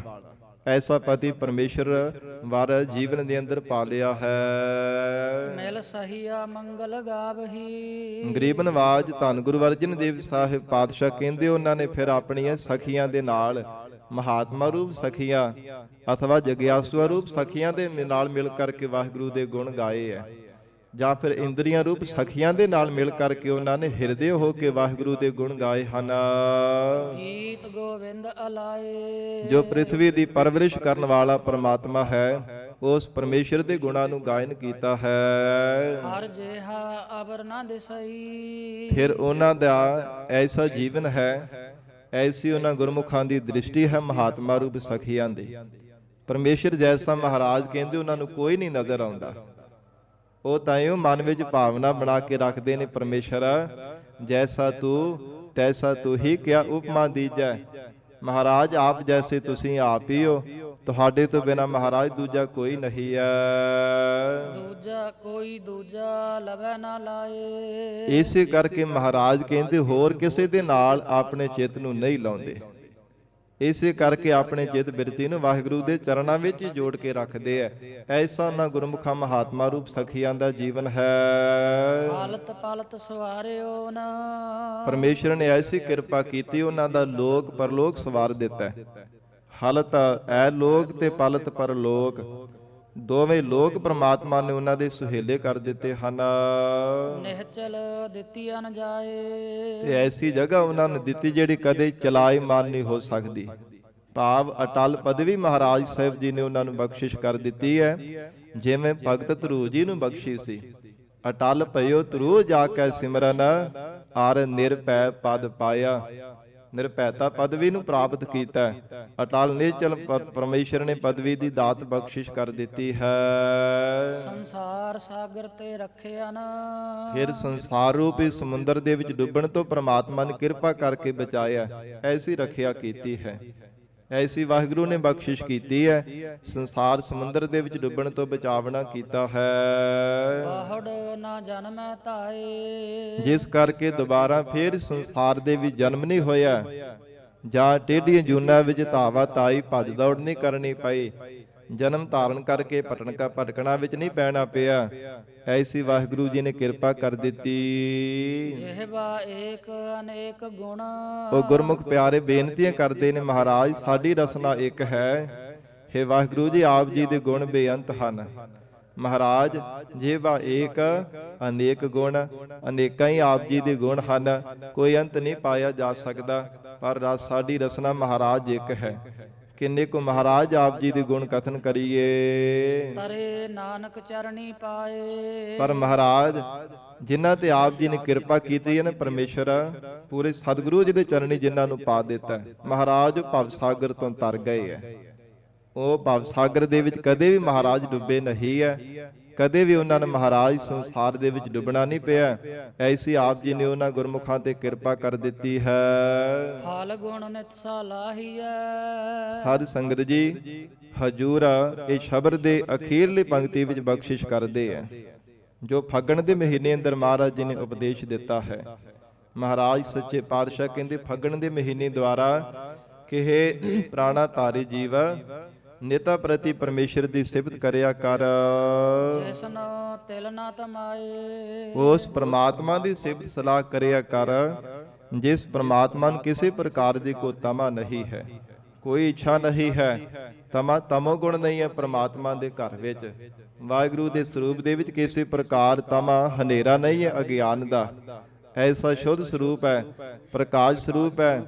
ਉਸ ਵਾਹਿਗੁਰੂ ਦੀ ਸਿਫਤ ਸਲਾਹ ਹਰ ਸਮੇਂ ਕਰਿਆ ਕਰ। ਜਿਨ ਜਿਨ ਨਾਮ ਤੇ ਆਇਆ। ਤੋ ਹਜੂਰ ਪਰਮੇਸ਼ਰ ਦੇ ਨਾਮ ਦਾ ਹੁਣ ਮਹਾਤਮ ਦੱਸਦੇ ਹਨ। ਜਿਨ੍ਹਾਂ ਵੀ ਮਹਾਰਾਜ ਕਹਿੰਦੇ ਭਾਵਨਾ ਦੇ ਨਾਲ ਪਰਮੇਸ਼ਰ ਦਾ ਨਾਮ ਤੇ ਆਇਆ ਹੈ, ਤਿਨ ਕੇ ਕਾਜ ਸਾਰੇ। ਉਹਨਾਂ ਗੁਰਮੁਖਾਂ ਗੁਰਸਿੱਖਾਂ ਵਡਭਾਗੇ ਪੁਰਖਾਂ ਦੇ ਪਰਮਾਤਮਾ ਨੇ ਲੋਕ ਪਰਲੋਕ ਦੇ ਕਾਰਜ ਸਭ ਸਵਾਰ ਦਿੱਤੇ ਹਨ। ਵਿਵਹਾਰਕ ਅਤੇ ਪਰਮਾਰਥਿਕ ਸਭ ਕਾਰਜ ਪਰਮੇਸ਼ਰ ਨੇ ਉਹਨਾਂ ਦੇ ਸਵਾਰ ਦਿੱਤੇ ਹਨ। ਹਰ ਗੁਰ ਪੂਰਾ ਰਾਧਿਆ। ਮਹਾਰਾਜ ਕਹਿੰਦੇ ਉਹਨਾਂ ਨੇ ਪੂਰੇ ਸਤਿਗੁਰਾਂ ਦੁਆਰਾ ਹਰੀ ਅਕਾਲ ਪੁਰਖ ਵਾਹਿਗੁਰੂ ਨੂੰ ਅਰਾਧਿਆ ਹੈ। ਦਰਗਹ ਸੱਚ ਖਰੇ। ਜਿਸ ਕਰਕੇ ਪਰਮਾਤਮਾ ਦੀ ਸੱਚੀ ਦਰਗਾਹ ਦੇ ਵਿੱਚ ਪ੍ਰਵਾਨ ਹੋ ਗਏ ਹਨ। ਪਰਮਾਤਮਾ ਦੀ ਸੱਚੀ ਦਰਗਾਹ ਦੇ ਵਿੱਚ ਸੁਰਖਰੂ ਹੈ, ਉਜਲ ਜੀਵਨ ਵਾਲੇ ਹੈ, ਬੇਦਾਗ ਜੀਵਨ ਵਾਲੇ ਪਰਮਾਤਮਾ ਦੇ ਘਰ ਪ੍ਰਵਾਨ ਹੋ ਗਏ ਹਨ। ਸਰਬ ਸੁਖਾ ਨਿਦ ਚਰਨ ਹਰ। ਸਾਰੇ ਸੁਖ ਅਕਾਲ ਪੁਰਖ ਵਾਹਿਗੁਰੂ ਜੀ ਦੇ ਨਾਮ ਰੂਪੀ ਚਰਨ ਕਮਲਾਂ ਦੇ ਵਿੱਚ ਉਹਨਾਂ ਨੂੰ ਪ੍ਰਾਪਤ ਹੋ ਗਏ ਨੇ। ਸਰਬ ਸੁਖਾ ਹਰ ਚਰਨ, ਪਰਮੇਸ਼ਰ ਦੇ ਨਾਮ ਰੂਪੀ ਜਿਹੜੇ ਚਰਨ ਆ ਨਾ, ਉਹ ਮਹਾਰਾਜ ਕਹਿੰਦੇ ਉਹਨਾਂ ਨੂੰ ਸਾਰੇ ਸੁਖ ਬਖਸ਼ਿਸ਼ ਕਰਦੇ ਆ। ਔਰ ਨੌ ਨਿਧੀਆਂ ਦਾ ਖਜ਼ਾਨਾ ਵੀ ਉਹਨਾਂ ਨੂੰ ਵਾਹਿਗੁਰੂ ਦੇ ਚਰਨਾਂ ਵਿੱਚੋਂ ਹੀ ਮਿਲਿਆ ਹੈ। ਓ ਜਲ ਬੇਖਮ ਤਰੇ। ਭੈਦਾਇਕ ਸੰਸਾਰ ਸਮੁੰਦਰ ਬੜਾ ਇਹਦੇ ਤੋਂ ਤਰਨਾ ਔਖਾ ਹੈ, ਬਿਖਮ ਹੈ, ਬੜਾ ਕਠਿਨ ਹੈ, ਬੜਾ ਦੁੱਤਰ ਹੈ। ਪਰ ਵਾਹਿਗੁਰੂ ਦੇ ਨਾਮ ਹਿਰਦੇ ਵਿੱਚ ਹੋਣੇ ਕਰਕੇ ਸੁਖੈ ਨਹੀਂ ਤਰ ਜਾਣਾ ਕੀਤਾ। ਐਸਾ ਪਰਮੇਸ਼ਰ ਦਾ ਨਾਮ ਰੂਪੀ ਬੇੜਾ ਹੈ, ਜੇ ਭਾਵਨਾ ਦੇ ਨਾਲੇ ਦੇ ਵਿੱਚ ਕੋਈ ਅਸਵਾਰ ਹੋ ਜਾਵੇ, ਹਜੂਰ ਕਹਿੰਦੇ ਹਨ ਵਾਹਿਗੁਰੂ ਨਾਮ ਜਹਾਜ਼ ਹੈ, ਚੜੇ ਸੋ ਤਰੈ ਪਾਰ। ਉਹ ਜੀਵ ਭਵ ਸਾਗਰ ਤੋਂ ਪਾਰ ਹੋ ਜਾਂਦੇ ਹਨ। ਪ੍ਰੇਮ ਭਗਤ ਤਿਨ ਪਾਇਆ। ਤਿਨਾਂ ਨੇ ਜੀਵਨ ਦੇ ਅੰਦਰ ਅਕਾਲ ਪੁਰਖ ਵਾਹਿਗੁਰੂ ਦੀ ਪ੍ਰੇਮ ਭਗਤ ਤਿਨ ਪਾਈਆ। ਪ੍ਰੇਮਾ ਭਗਤੀ ਨੂੰ ਜੀਵਨ ਦੇ ਵਿੱਚ ਪਾਇਆ ਹੈ। ਵੇਖਿਆ ਨਾਹਿ ਜਰੇ। ਵੇਖ ਜ਼ਹਿਰ ਦੀ ਤਰ੍ਹਾਂ ਵਿਕਾਰਾਂ ਦੀ ਅੱਗ ਦੇ ਵਿੱਚ ਉਹ ਕਦੇ ਨਹੀਂ ਉਹ ਸੜੇ। ਜਿਨ੍ਹਾਂ ਨੇ ਪ੍ਰੇਮਾ ਭਗਤੀ ਜੀਵਨ ਦੇ ਵਿੱਚ ਪਾਈ ਹੈ, ਜਿਨ੍ਹਾਂ ਨੇ ਆਪਣੇ ਹਿਰਦੇ ਅੰਦਰ ਪਰਮੇਸ਼ਰ ਦੀ ਭਗਤੀ ਨੂੰ ਧਾਰਨ ਕੀਤਾ ਹੈ, ਧੰਨ ਗੁਰੂ ਅਰਜਨ ਦੇਵ ਸਾਹਿਬ ਮਹਾਰਾਜ ਕਹਿੰਦੇ ਕਦੇ ਵੀ ਉਹਨਾਂ ਨੂੰ ਵੇਖ ਜ਼ਹਿਰ ਦੀ ਤਰ੍ਹਾਂ, ਕਦੇ ਤ੍ਰਿਸ਼ਨਾ ਜਾਂ ਈਰਖਾ ਦੀ ਵਿਕਾਰਾਂ ਦੀ ਅੱਗ ਦੇ ਵਿੱਚ ਸੜਨਾ ਨਹੀਂ ਪਿਆ। ਊੜ ਗਏ ਦੁਵਿਧਾ ਨਸੀ। ਹਜੂਰ ਕਹਿੰਦੇ ਝੂਠ ਦੀ ਪਾਲ ਫਿਰ ਦੁਬਦਾ ਵੀ ਉਹਨਾਂ ਦੀ ਜਿਹੜੀ ਨਸ ਜਾਣਾ ਕੀਤੀ ਹੈ। ਕੂੜ ਗਏ ਜਾਂ ਝੂਠੇ ਵਿਕਾਰ, ਝੂਠੇ ਔਗਣ, ਦੁੰਦਵਾਰ ਦੁਚਿੱਤਾਪਣ ਸਭ ਉਹਨਾਂ ਦਾ ਦੂਰ ਹੋ ਗਿਆ ਹੈ। ਪੂਰਨ ਸੱਚ ਪਰੇ। ਕੇਵਲ ਉਹ ਪਰਿਪੂਰਵਕ ਅਕਾਲ ਪੁਰਖ ਵਾਹਿਗੁਰੂ ਦੇ ਨਾਲ ਮਿਲਣ ਵਾਲੇ ਸ਼ੁਭ ਗੁਣਾਂ ਦੇ ਨਾਲ ਲੱਬਾ ਲੱਬ ਭਰੇ ਰਹਿੰਦੇ ਹਨ। ਵਾਹਿਗੁਰੂ ਦੇ ਨਾਮ ਰਸ ਦੇ ਨਾਲ ਉਹਨਾਂ ਦਾ ਹਿਰਦਾ ਲਾਭਾ ਲੱਭ ਭਰਿਆ ਹੈ। ਪਾਰ ਬ੍ਰਹਮ ਪ੍ਰਭ ਸੇਵਦੇ ਪਾਪਾ ਪੁੰਨਾ ਤੋਂ ਪਰੇ ਅਕਾਲ ਪੁਰਖ ਵਾਹਿਗੁਰੂ ਜੀ ਦੇ ਚਰਨਾਂ ਦੀ ਜਿਨ੍ਹਾਂ ਨੇ ਸੇਵਾ ਕੀਤੀ ਹੈ, ਪ੍ਰੇਮਾ ਭਗਤੀ ਸਿਮਰਨ ਰੂਪ ਜਿਨ੍ਹਾਂ ਨੇ ਸੇਵਾ ਕੀਤੀ ਹੈ, ਮਨ ਅੰਦਰ ਏਕ ਧਰੇ ਉਹ ਗੁਰਮੁਖ ਪਿਆਰੇ ਆਪਣੇ ਮਨ ਵਿੱਚ ਕੇਵਲ ਪਰਮੇਸ਼ਰ ਨੂੰ ਧਾਰਨ ਕਰਕੇ ਰੱਖਦੇ ਹਨ। ਪਰਮਾਤਮਾ ਤੋਂ ਬਿਨਾਂ ਹੋਰ ਕੋਈ ਨਹੀਂ ਦੂਜਾ ਆਪਣੇ ਹਿਰਦੇ ਵਿੱਚ ਧਾਰਨ ਕਰਦੇ, ਕੇਵਲ ਵਾਹਿਗੁਰੂ ਦੀ ਯਾਦ ਵਿੱਚ ਹੀ ਜੁੜੇ ਰਹਿੰਦੇ ਹਨ। ਮਾਹ ਦਿਵਸ ਮੂਰਤ ਭਲੇ ਸਤਿਗੁਰੂ ਅਰਜਨ ਦੇਵ ਸਾਹਿਬ ਮਹਾਰਾਜ ਕਹਿੰਦੇ ਉਹਨਾਂ ਦੇ ਮਾਹ ਜੀਵਨ ਦੇ ਮਹੀਨੇ ਦਿਨ ਮੂਰਤ 2 ਘੜੀਆਂ ਦਾ ਨਾਮ ਹੈ। ਮਹਾਰਾਜ ਕਹਿੰਦੇ ਉਹਨਾਂ ਦੇ ਮਹੀਨੇ ਦਿਨ ਘੜੀਆਂ ਜਿੰਨਾ ਵੀ ਸਮਾਂ ਜ਼ਿੰਦਗੀ ਦਾ ਪਲ ਪਲ ਭਾਵੇਂ ਸਮਾਂ ਹੈ, ਸਭ ਸਫਲੇ ਹਨ, ਸਭ ਭਲੇ ਹਨ। ਜਿਸ ਕਉ ਨਦਰ ਕਰੇ ਜਿਨ੍ਹਾਂ ਤੇ ਪਰਮਾਤਮਾ ਕਿਰਪਾ ਦੀ ਨਜ਼ਰ ਕਰਦਾ ਹੈ। ਕਿਰਪਾ ਕਿਹੋ ਜਿਹੀ ਜੀਵਨ ਦੇ ਅੰਦਰ ਸਿਮਰਨ ਦੀ ਦਾਤ ਬਖਸ਼ਿਸ਼ ਕਰਦਾ ਹੈ, ਸਤ ਸੰਗਤ ਦੀ ਦਾਤ ਬਖਸ਼ਿਸ਼ ਕਰਦਾ ਹੈ। ਉਹ ਗੁਰਮੁਖ ਪਿਆਰੇ ਸੇਵਾ ਸਿਮਰਨ ਕਰਕੇ ਆਪਣੇ ਜੀਵਨ ਨੂੰ ਸਫਲਾ ਬਣਾ ਲੈਂਦੇ ਹਨ। ਨਾਨਕ ਮੰਗਿਆ ਦਰਸ ਦਾਨ ਹਜੂਰ ਕਹਿੰਦੇ ਗੁਰਸਿੱਖ ਹਰ ਸਮੇਂ ਇਹੋ ਹੀ ਬੇਨਤੀ ਕਰਦੇ ਆ, ਇਹੋ ਦਾਨ ਮੰਗਦੇ ਨੇ ਮਹਾਰਾਜ ਸਾਹਿਬ ਜੀ ਦੇ ਚਰਨਾਂ ਵਿੱਚ। ਮਹਾਰਾਜ ਕਿਰਪਾ ਕਰੋ, ਸਾਨੂੰ ਦਰਸ਼ਨਾਂ ਦਾ ਦਾਨ ਬਖਸ਼ੋ। ਸ਼ਰਧਾ ਰੂਪ ਝੋਲੀ ਅੱਡ ਕੇ ਹਰ ਸਮੇਂ ਸਤਿਗੁਰਾਂ ਤੋਂ ਦਰਸ਼ਨਾਂ ਦਾ ਹੀ ਦਾਨ ਮੰਗਦੇ ਆ। ਮਹਾਰਾਜ ਕਿਰਪਾ ਕਰੋ, ਬਹੁਤ ਲੰਬੇਰਾ ਸਮਾਂ ਹੋ ਗਿਆ ਆਪ ਜੀ ਦੇ ਦਰਸ਼ਨ ਕੀਤੇ ਆ, ਆਪ ਜੀ ਤੋਂ ਵਿਛੜਿਆ ਹੋਇਆ, ਹੁਣ ਕਿਰਪਾ ਕਰਕੇ ਮਹਾਰਾਜ ਦਰਸ਼ਨਾਂ ਦੀ ਦਾਤ ਬਖਸ਼ਿਸ਼ ਕਰ ਦੇਵੋ। ਕਿਰਪਾ ਕਰਹੁ ਹਰੇ ਹਰੀ ਅਕਾਲ ਪੁਰਖ ਵਾਹਿਗੁਰੂ ਐਸੀ ਸਾਡੇ ਤੇ ਕਿਰਪਾ ਕਰੋ। ਮਹਾਰਾਜ ਤੁਹਾਡੀ ਕਿਰਪਾ ਹੋਵੇ ਤਾਂ ਹੀ ਗਰੀਬ ਨਵਾਜ ਮਹਾਰਾਜ ਸੱਚੇ ਪਾਤਸ਼ਾਹ ਸਾਨੂੰ ਦਰਸ਼ਨਾਂ ਦੀ ਦਾਤ ਮਿਲ ਸਕਦੀ ਹੈ, ਸਾਡਾ ਹਿਰਦਾ ਪ੍ਰਫੁੱਲਤ ਹੋ ਸਕਦਾ ਹੈ। ਆਪ ਮਹਾਰਾਜ ਐਸੀ ਸਾਡੇ ਤੇ ਕਿਰਪਾ ਕਰੋ। ਸਾਧ ਸੰਗਤ ਜੀ, ਇਹ ਫਗਣ ਦੇ ਮਹੀਨੇ ਦੁਆਰਾ ਗਰੀਬ ਨਵਾਜ ਸਤਿਗੁਰੂ ਜੀ ਨੇ ਸਾਨੂੰ ਉਪਦੇਸ਼ ਬਖਸ਼ਿਸ਼ ਕੀਤਾ ਹੈ। ਤੋ ਇਹ ਜਿਹੜਾ ਸਾਲ ਦਾ ਅਖੀਰਲਾ ਮਹੀਨਾ ਹੈ, ਕਿਉਂਕਿ ਅੰਗਰੇਜ਼ੀ ਮਹੀਨੇ ਮੁਤਾਬਕ ਈਸਾਈ ਮਤ ਅਨੁਸਾਰ ਦਸੰਬਰ ਦਾ ਮਹੀਨਾ ਅਖੀਰਲਾ ਮਹੀਨਾ ਮੰਨਿਆ ਜਾਂਦਾ ਹੈ ਸਾਲ ਦਾ, ਪਰ ਸ੍ਰੀ ਗੁਰੂ ਗ੍ਰੰਥ ਸਾਹਿਬ ਜੀ ਗੁਰਬਾਣੀ ਦੇ ਅਨੁਸਾਰ ਸਾਧ ਸੰਗਤ ਜੀ ਫਗਣ ਦਾ ਮਹੀਨਾ ਅਖੀਰਲਾ ਹੈ, ਕਿਉਂਕਿ ਚੇਤ ਗੋਬਿੰਦ ਆਰਾਧੀ ਹੈ। ਇਹ ਚੇਤਰ ਦਾ ਮਹੀਨਾ, ਇਹਦੇ ਤੋਂ ਸਾਧ ਸੰਗਤ ਜੀ ਨਵਾਂ ਸਾਲ ਪ੍ਰਾਰੰਭ ਹੁੰਦਾ ਹੈ, ਜੋ ਗੁਰੂ ਘਰ ਦੇ ਵਿੱਚ ਮਨਾਇਆ ਜਾਂਦਾ ਹੈ। ਇਹ ਸੰਗਰਾਂਦ ਦਾ, ਚਾਹੇ ਪੂਰਨਮਾਸ਼ੀ ਦਾ, ਚਾਹੇ ਮੱਸਿਆ ਦਾ ਜਿਹੜੇ ਦਿਵਸ ਹੈ ਨਾ, ਇਹ ਗੁਰੂ ਘਰ ਦੀ ਰਵਾਇਤ ਹੈ। ਮਹਾਰਾਜ ਸਾਹਿਬ ਜੀ ਦੀ ਸਮੇਂ ਤੋਂ ਇਹ ਮਰਜ਼ਾਦਾ ਤੁਰੀ ਆ ਰਹੀ ਹੈ।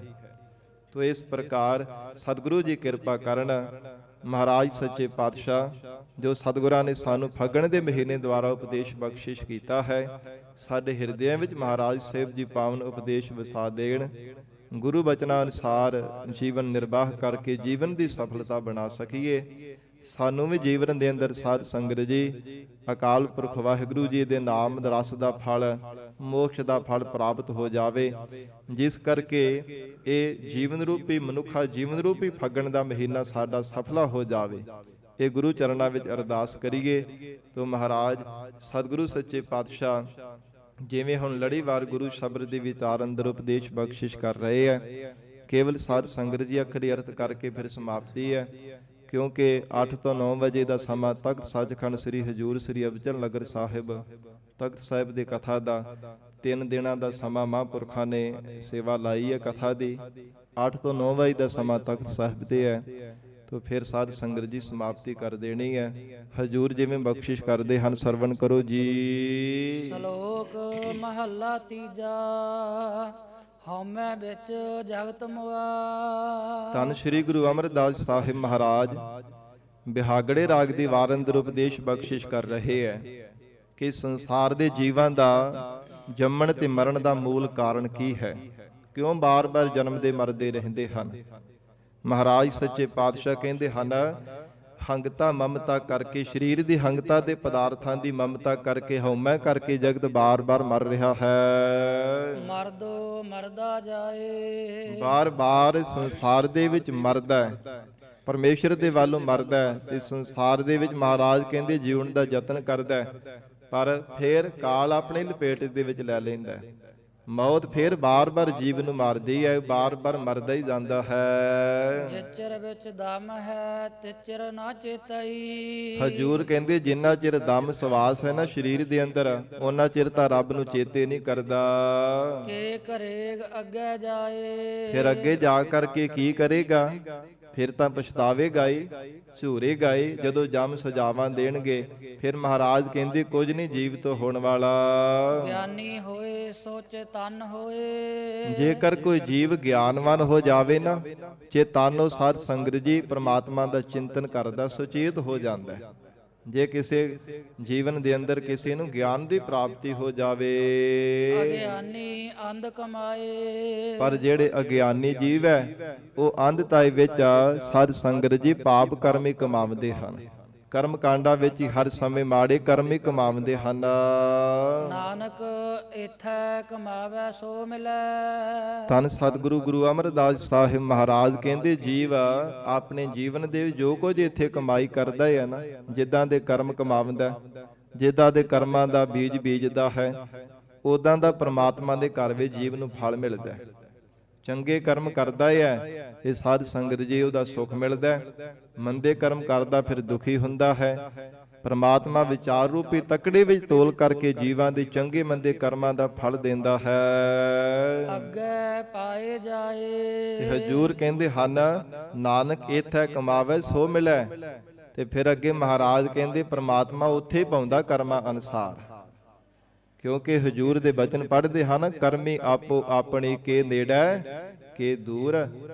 ਕਈ ਗੁਰਮੁਖਾਂ ਨੂੰ ਤਾਂ ਵਾਹਿਗੁਰੂ ਦੀ ਨੇੜਤਾ ਸਰੂਪ ਦੀ ਅਪੇਰਤਾ ਦਾ ਸੁੱਖ ਮਿਲਦਾ ਹੈ, ਤੇ ਕਈ ਮਾੜੇ ਕਰਮਾਂ ਕਰਕੇ ਫਿਰ ਉਹਨਾਂ ਨੂੰ ਦੂਰ ਨਰਕਾਂ ਵਿੱਚ ਪਾ ਦਿੱਤਾ ਜਾਂਦਾ ਹੈ। ਸਜ਼ਾਵਾਂ ਮਿਲਦੀਆਂ ਨੇ ਜਾਂ ਫਿਰ ਬੀਆਬਾਨ ਸੰਸਾਰ ਰੂਪੀ ਜੰਗਲ ਦੇ ਵਿੱਚ ਉਹਨਾਂ ਨੂੰ ਜਨਮ ਦਿੱਤਾ ਜਾਂਦਾ ਹੈ। ਤੇ ਸਾਧ ਸੰਗਤ ਜੀ ਇਦਾਂ ਜੀਵਾਂ ਦੀ ਹਾਲਤ ਬਣਦੀ ਹੈ। ਤੋ ਇੱਥੇ ਹੀ ਸਾਧ ਸੰਗਤ ਅੱਜ ਸਮਾਪਤੀ ਹੈ। ਮਹਾਰਾਜ ਸਤਿਗੁਰੂ ਜੀ ਕਿਰਪਾ ਕਰਨ, ਪਾਵਨ ਉਪਦੇਸ਼ ਸਾਡੇ ਹਿਰਦਿਆਂ ਵਿੱਚ ਵਸਾ ਦੇਣ। ਮਹਾਰਾਜ ਸਾਹਿਬ ਜੀ ਦੇ ਚਰਨਾਂ ਵਿੱਚ ਅਰਦਾਸ ਕਰੀਏ। ਸਮੁੱਚੀ ਸੰਗਤ ਮਿਲ ਕਰਕੇ ਗੁਰੂ ਘਰ ਸਤਿਗੁਰੂ ਜੀ ਦੇ ਚਰਨਾਂ ਵਿੱਚ ਆਏ ਹਾਂ।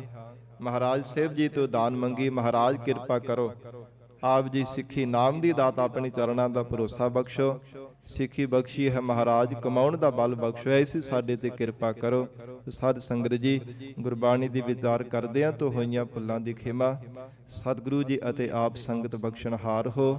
ਅਗਾਹ ਵਾਸਤੇ ਸਮਤ ਬਖਸ਼ਿਸ਼ ਕਰਨੀ ਜੀ। ਆ ਹੁਣ ਦੋ ਪੰਕਤੀਆਂ ਪੜ੍ਹ ਕੇ ਤੇ ਹੀ ਸਮਾਪਤੀ ਹੈ ਜੀ। ਦੇਹੋ ਸੱਜਣ ਅਸੀਂ ਸੜੀਆ, ਜਿਉ ਹੋਵੈ ਸਾਹਿਬ ਸਿਓ ਮੇਲਾ। ਗਿਆਨੀ ਹੋਏ ਸੋ ਚੇਤਨ ਹੋਏ। ਅਗਿਆਨੀ ਅੰਧ ਕਮਾਏ। ਨਾਨਕ ਏਥੈ ਕਮਾਵੇ ਸੋ ਮਿਲੈ। ਅੱਗੇ ਪਾਏ ਜਾਏ।